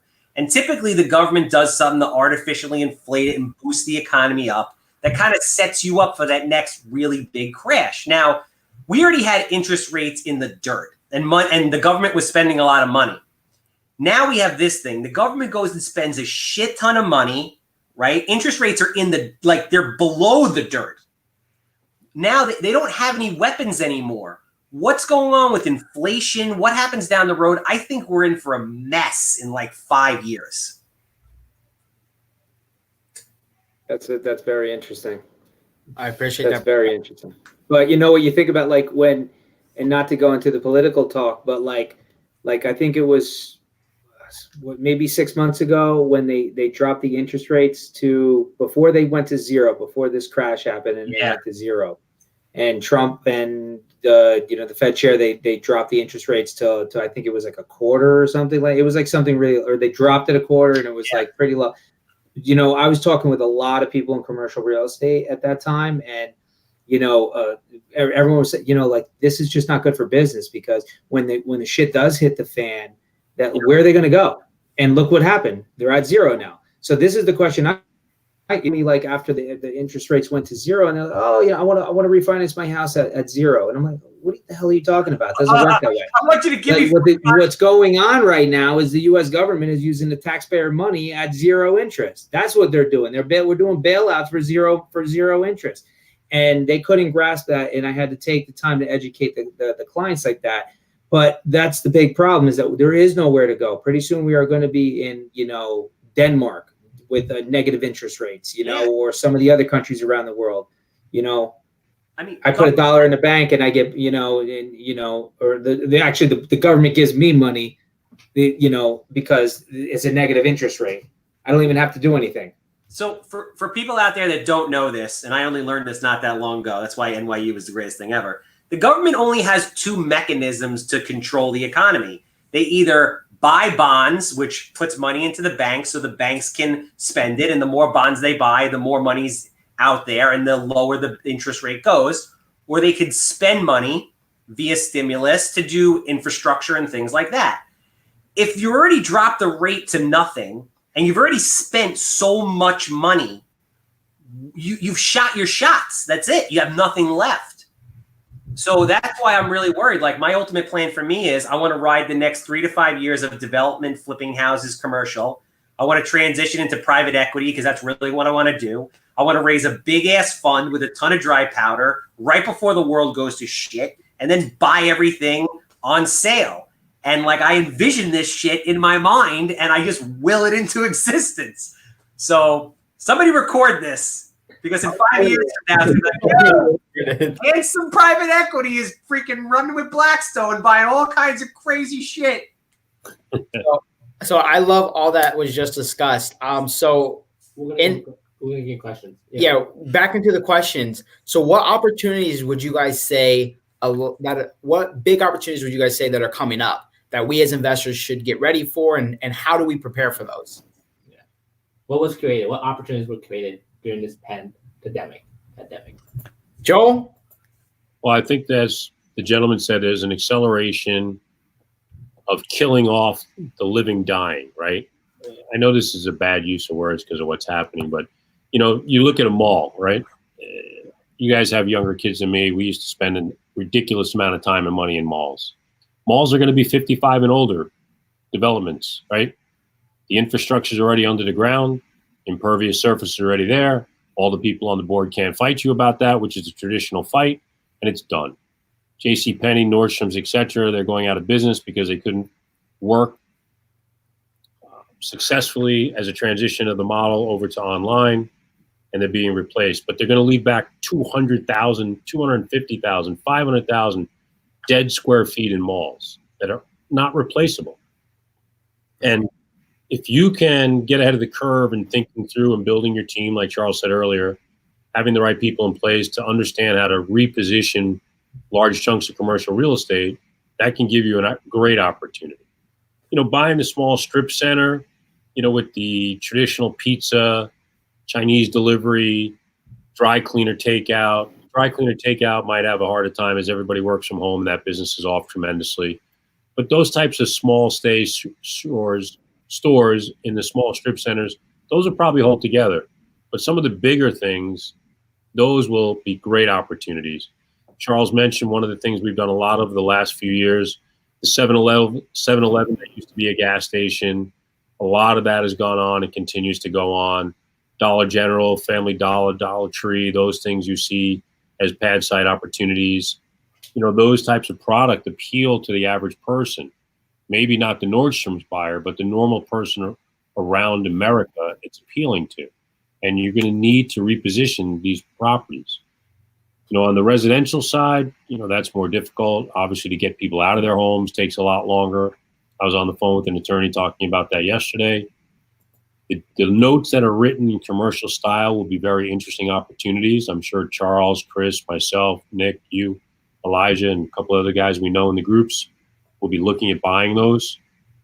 You don't need gigantic discounts, but at discounts, because they're already fairly well positioned as a relative basis to market value, to give you an opportunity, if you have the cash available, to reposition the deal and finish it out. I think those are some of the quick things that come to mind. Appreciate it. I think we're going to see in commercial real estate, I think they're going to see a lot of office space hurt, and in addition to the retail, because a lot of people, productivity is up for a lot of people that were able to work from home. And, I think that businesses are going to say, maybe I don't need to have all this office space, and we'll just cut it down, and we'll only have employees come in a couple times a month, maybe once a week at the max. They're going to see that they're going to, look, Google already said you can work from home for the rest of the year. People have already transitioned very, very easily. Schools thing, that's a whole nother conversation, because, if you have young kids, that has been very challenging. My son my oldest being out of school, it's been a nightmare for him. You know what I mean? Like, he misses all his friends. You know what I mean? Like, he's a people person. He's a learning person. So that's going to be a big challenge. Hope to go back to school. But from a work perspective, I mean, their productivity is up at a lot of industries. a lot of industries that are able to work from home. So I think that people are going to be able to save a lot on, think about what that can do to your net bottom line by just taking out your rental, taking out what you pay in rent. Yeah. That's going to be a transition as well. Yeah. Yeah.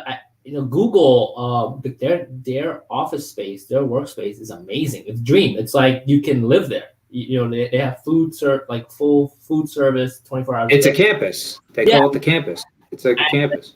So the amount of money that they spent and invested in that, and then to say, hey, you guys, you can work at home now. It's incredible. It's incredible. But I definitely agree with what you're saying, and you as well, Joel. Charles, what do you think? What opportunities do you see? I mean, these kind of times are scary for obvious reasons, but if you're the kind of person that welcomes change, there's a tremendous amount of opportunity. Like, this is where people make money. Right. So for me, the last 18 months, I was not buying a lot of houses compared to what I typically buy because the numbers were just bananas. So for me, I was like, this is awesome because A, there wasn't a lot of first-time home buyer inventory to begin with.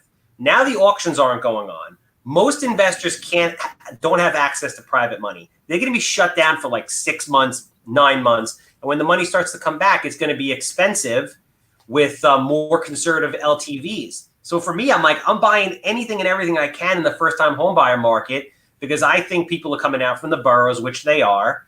And a lot of people that were in the boroughs were like, they're afraid that this thing comes back in the winter and they don't want to get stuck in their house again. They want to be able to have a backyard and things like that. Now, retail, a lot of commercial opportunity. On the rental side, you're going to get older landlords who have had it. Maybe they have no mortgage. Maybe they have a low mortgage, but they don't want to deal with tenants not paying. They're 65, they're 67, they're 70, they're 58. Like, you know what? I want to go to Florida. Screw this. I don't need this. I'm buying our gentleman's entire portfolio of 7 properties and 25 units later on this month. He's like, yo, I've had it. I just don't want to deal with this. He bought this stuff 30 years ago for nothing. He crushed it. So there's going to be a lot of that. Retail, the thing about retail that I think people have to understand is I think there's a lot of opportunity there, but for very specific retail. I'll buy retail, but it has to be in a great location and or have amazing parking. Because the days of that little strip center that people had to go to because they couldn't call Amazon are over. So they would park down the block and it was a pain in the ass, but they didn't have a choice. Now they have a choice. So you want it to be convenient for people. I think a lot of landlords were complaining that businesses, so you have all this retail space, especially on Long Island, right? Long Island is like the land of the strip mall. Joel knows what I'm talking about, right? Land of the strip mall. So it wasn't that the real estate was bad. It's that the entrepreneur hadn't adapted his or her business to the current climate, to the current market. This will force that and possibly help reposition retail in a better way as a hybrid kind of online in reality type of thing. People need to be put in pressureful situations in order to change most of the time. Like, guys, all of us have had a heartbreak relationship at one point, right? We had a girl just completely fuck us over. Can I get a you, Chris, because you're a dapper motherfucker with the beard and everything. Maybe not you. Me and Joel for sure, right? But yeah, what did you do? You lost 30 pounds. You got an education. You fucking shredded. You got a girl that was 3 times hotter. Pressure causes amazing things to happen on the other side of pain. And that's where we are. We're in pain right now. Embrace the pain. Sit in the pain. Because if you do it right, great things are going to happen for you. One thing to add, just touching base on, what should younger investors be looking to? And that obviously is trying to recognize trends, right? But one trend that's going to obviously, and it's already started, but it will snowball quickly, is what Charles just touched on.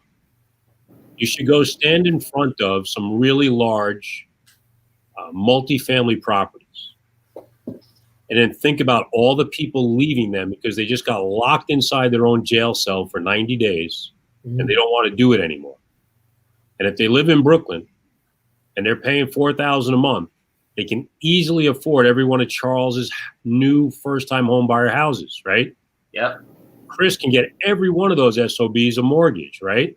Word. Come to Long Island, Chris. But I'm just saying, Absolutely. Let's do it. I'm licensed in New York. Why do you think I'm on the webinar? We got candy in Long Island, bro. Come. but that is an easy Make it happen. stage trend to plug into as you're looking what to evolve to for the next 24, 36 months. And you'll be out of that deal well before Charles's 60-month, oh my God view, which he might be right about, but put that aside for a second. You know, the time frames you're looking at now as an investor for the next 24 months, that is an easy trend for all of us to see. Just listen to Facebook. People are complaining all the time. They need a backyard.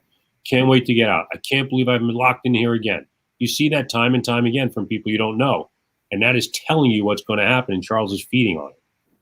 Yeah. I mean, listen, I think And- 2 weeks from now is Memorial Day. It's Memorial Day.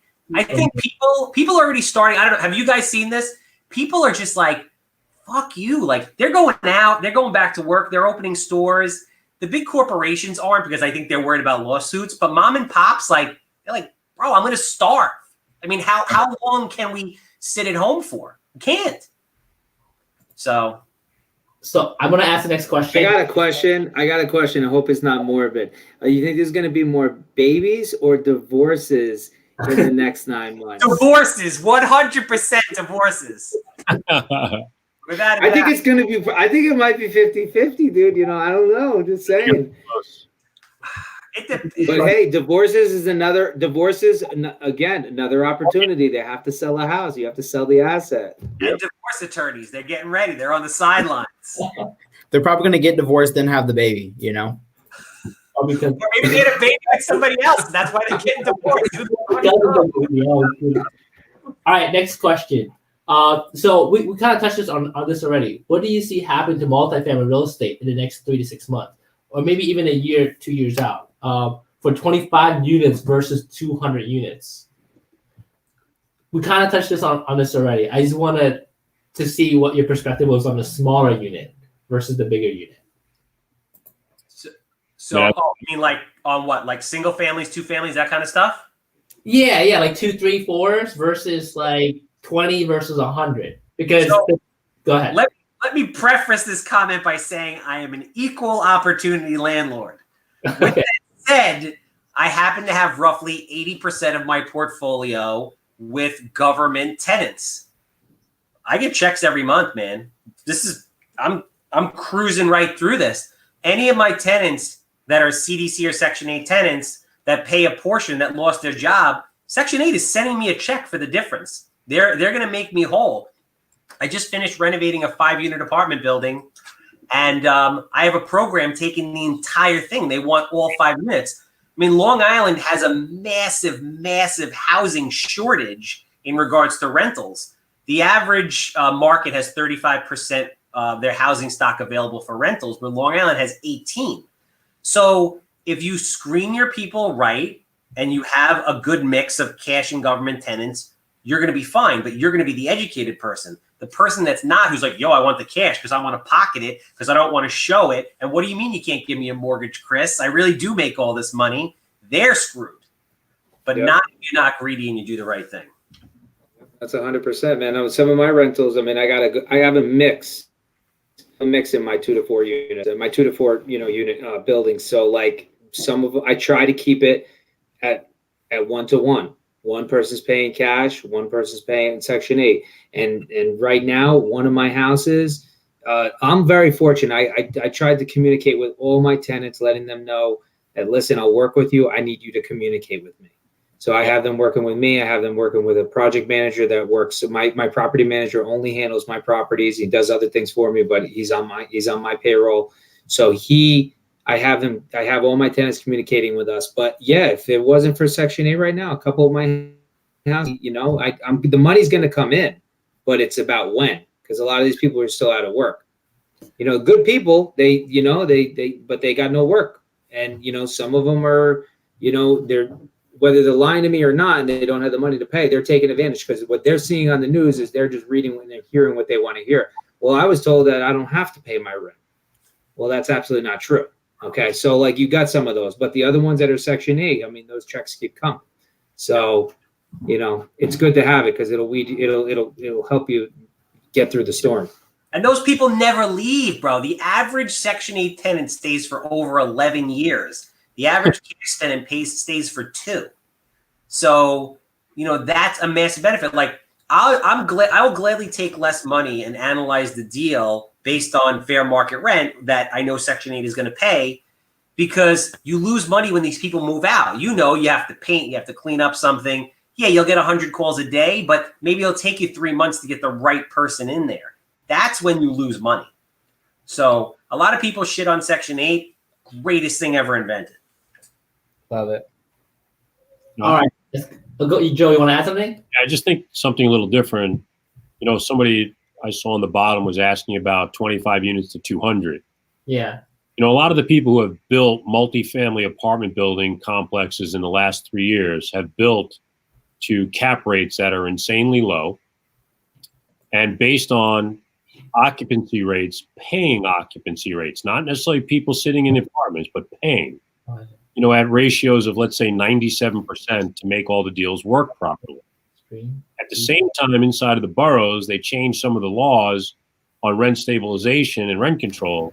Also, 6 and 8 and 10 unit buildings that are underneath those programs have all lost tremendous value and will continue to right now. So there will be an opportunity there as well over the next 24, 36 months to buy some of those, as they're going to default. They'll all be in default with banks, as they will not meet all their terms and conditions of their loans and will automatically go into technical default. And if there really is a lot of them, banks will default you for real. And that will present another opportunity for the investor market. I'm gonna send them a link. Thank you, Joel. All right. I want to ask the next question. Let me find. We got 1, 2 more questions. We actually have a lot, but we only have time for a few. Let's ask this question. What do you think will happen, Mikey, with ground up construction and large ground up development deals? Entitled deals. Charles, you want to take this? Yeah. I mean, it depends on what it is and where it is, like. Let's say New York. What? Let's say New York. Long Island. Listen, Manhattan, you're screwed. And it depends on, and the guys can speak to this. It depends on who the borrower is. So I had a deal for that 25 unit. I was getting a sweet deal with Lima One, right? Lima was going to lend me 80% LTV, 6% interest only for 3 years with no prepay. And then literally, they went out of business overnight. They were just like, whoop, we're not doing your loan. I called up a local credit union through a relationship with one of my professors at school. I'm getting a 4.25% interest rate, 25-year amort, 70% LTV with no prepay, period. Right? And they'll close in 30 days.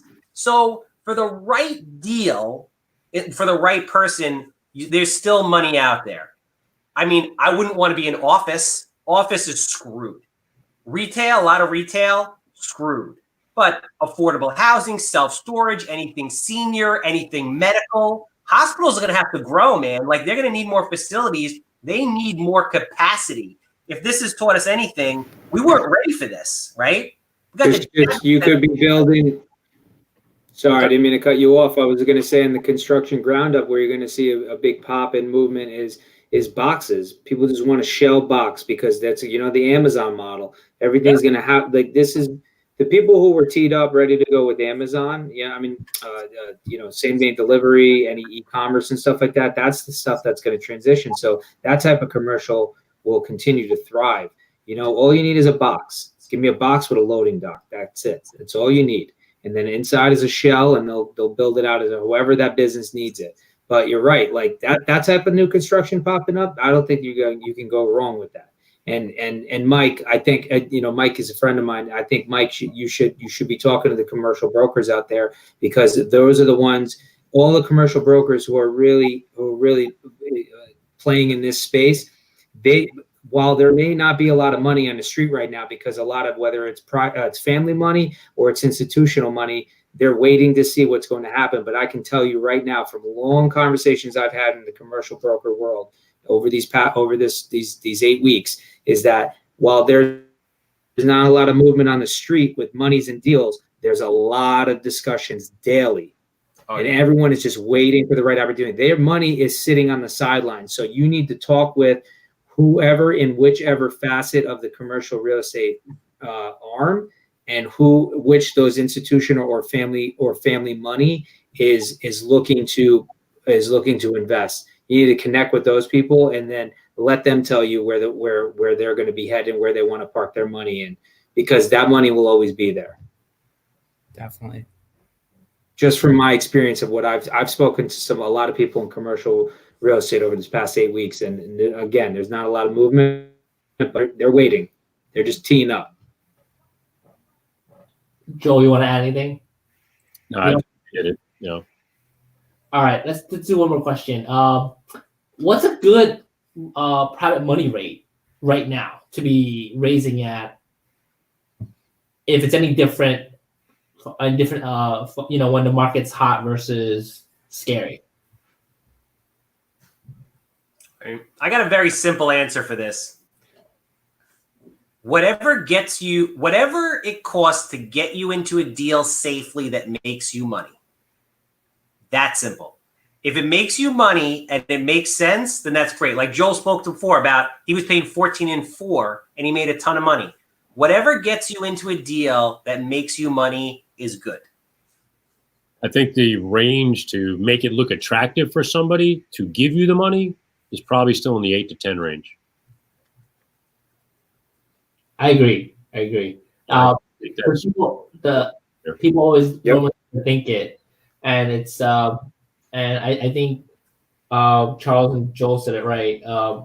Charles said that whatever the rate is, to just get going is what you need to do. I mean, people focus way too much on the rate. Right. On their deal. Does the deal even make sense? We spent so much time with people on the phones the last 3 years fighting about the rate. Dude, if you're fighting about the rate, you shouldn't be doing the deal. No, it's crazy. I mean, does it really matter if you paid 9.5 when we're not charging you on construction money until you draw it versus paying 9 3/4? Did that really matter? Right. Get the deal done, man. Make the money. People stepping over hundreds to pick up quarters. Like that's what people do is the problem. And it rubs people the wrong way. And it messes up relationships. And that's what I was talking about before. That's the thing that people got to understand. Just stop doing that shit. When you're talking to people, you're helping versus the guy whose voice mailbox is always full. I mean, that guy, he's in big trouble right now. Right. All right. So I'm going to give everybody, I guess, a minute to give their last words of advice or, and also how to contact them for help. So Joel, we'll start with you. Any last words, and what kind of advice would you give a newbie versus an intermediate? I think for newbies, connecting in groups like this with people who are experienced, staying calm, the markets, I'm not a huge believer in organized religion, but no matter what religious belief you have, there's always a Bible. And for the last 5,000 or 10,000 years, people have been trading some kind of currency for a place to live. And with all the technology that's gone on, I haven't seen that change yet. And I think if you stay calm and you work your way through this, you can be very successful. Charles's point is very, very poignant. Great wealth is made during times of distress. It is not made when the curve is going higher. If you stay calm and you build over time, you will be successful. Single home run. But you can't be swinging for the home run in every single deal. Love it. Also, you're able to help with non-QM loans still, correct? Or if you it's not as easy as it was, that's for sure. I don't want to mislead anybody. It's hard, but it does exist. Okay, and so you're a good person to reach out for that. Chris, how do they contact them? We're gonna post Joel's contact for everybody. Chris, what's your last word of advice? And I think the last word, I think, educate yourself. Nobody can ever take that away from you. Your education. Don't just listen to. Don't be a sheeple. Don't let the government or whatever. the people that are, I don't watch the news, just to let you guys know. I've completely, during this entire pandemic, maybe watched the news a count on one hand. I literally do not watch it because I think it's junk. I read and I listen to podcasts I seek out the information, but all the 24-hour news cycle channels, I don't watch them at all because I think it's all joke. I think it's all BS. So, be educated for yourself and make your own informed decisions. Definitely, keep it even keeled during, if in the times of great trying, you have a calm, even keeled head on your shoulders. I think that'll help. And definitely, if you're in quarantine life and you're freaking out and everything, and maybe you should meditate or work out a little bit and try to get outside, because I think that's very helpful and productive. And just, listen, I really don't have the wisest words for it, but I think that if you just continue to educate yourself and you align yourself with the right people and the right groups out there, I think you'll do just fine, because most of the groups that I belong to in this community, they all legitimately want to see people make money. So if you are not a taker and you're looking to give something and offer some value to somebody else, you can then lean on that person, and they will probably open the door for you to lean on them for advice and direction. And when you have a challenge or a situation that you don't know how to get through, don't be one of those people that just be a taker of information, taker of how do I get ahead. Don't be, climb the ladder and just, don't worry about who you step on the way up. But if you align yourself with the right people, I feel like you'll be just fine, and continue to educate, because nobody can take that away from you. I love that. Education is major key. Charles, final thoughts? Education is really my number one thing. Like I said, it takes time. It takes energy. There's no such, it's the 10-year overnight success. There's nobody that just jumps in and starts doing this. It takes pain. It takes suffering. It takes bleeding. Like, you have to be one of those people that enjoys that ride, right? That's what it's about. So to Chris's point, get the education. There are good people that you have to pay to educate you. There's nothing wrong with that. Carl was amazing. Join meetup groups, things like that. Also, people, stop living above your means. Stop buying shit that you don't need to impress people that you don't even like. That's the problem. People are so over leveraged with crap that they don't need. And when something happens, they have a problem. It is inevitable that every 6 to 10 or 12 years, there is going to be a market correction with certainty. Nobody knows what's going to happen or how it's going to happen. But if you live a normal conservative life, you can get the feel of like the ebbs and flows, and you'll be fine. When you're out there leverage like crazy, that's when you have problems. So be humble, look to help people, get educated, stop buying shit you don't need. Love it. Some great stuff shared there. Nick, how are we going to put their contact info? I'm going to post in the comments section. I'll put everybody's contact in the comments, so that way everybody could review the video or look at the comment for Joel, Chris, and Charles's contact. Yeah, and I definitely encourage you guys to reach out to these guys. I have all their numbers. I speak to them pretty often, so definitely great guys to connect with and potentially try to do some business with. A few final notes here. I do want to let everyone know, like I said at the beginning, we are a membership community. And so Nick's going to be sending you guys a link just to give you a lot more details about our club and who we are and what we do. I do want to let our current members know we are going to start having private membership webinars just strictly for you guys, where we're bringing people on to talk about kind of what you guys are going through and really diving in a lot more deeper. So it's going to be a lot of fun stuff. If you're not a part of the membership, no matter where you're at, it does not matter. This is literally for anyone who's wanting to get into real estate or is already doing real estate, because we're bringing to you local education and people that are actually out there in the business doing it on a day-to-day basis. So without any further ado, if you got any value out of today's event, please do us a big favor as we plan to continue to grow this community. Like, share this with your friends, post in the comment section, let us know how good it was. But a big thing is just please, please, please share this with your friends, and we would greatly appreciate that. In terms of Joel, Chris, and Charles, and Nick, it was an absolute pleasure, and I appreciate you guys. I'm so grateful for for you guys to be here with us this evening. Thank you. Thanks for having me, man. This is a great time. It was great to meet you, Chris. Great to meet you, Joel. Joel, I think we're doing a deal, bro. I feel it. Absolutely, baby. Absolutely. Chris, you got to come to Long Island. Let's get these borrows approved so I don't have to worry about these things falling apart in the. Let's do it, man. It sounds like your product is going to be on fire right now because that is the price point that is the biggest pool of borrowers in your price point. Yeah, man. Let's connect. If you guys reach out to me, let's see if we can do a bunch of business. I love the vibe. Nicky, the man. Elijah, you know you're the man. Hey. Thank you, guys. Thank you. Good night, everyone. All right, guys. Bye-bye. We'll see you soon. All right, be safe. Good.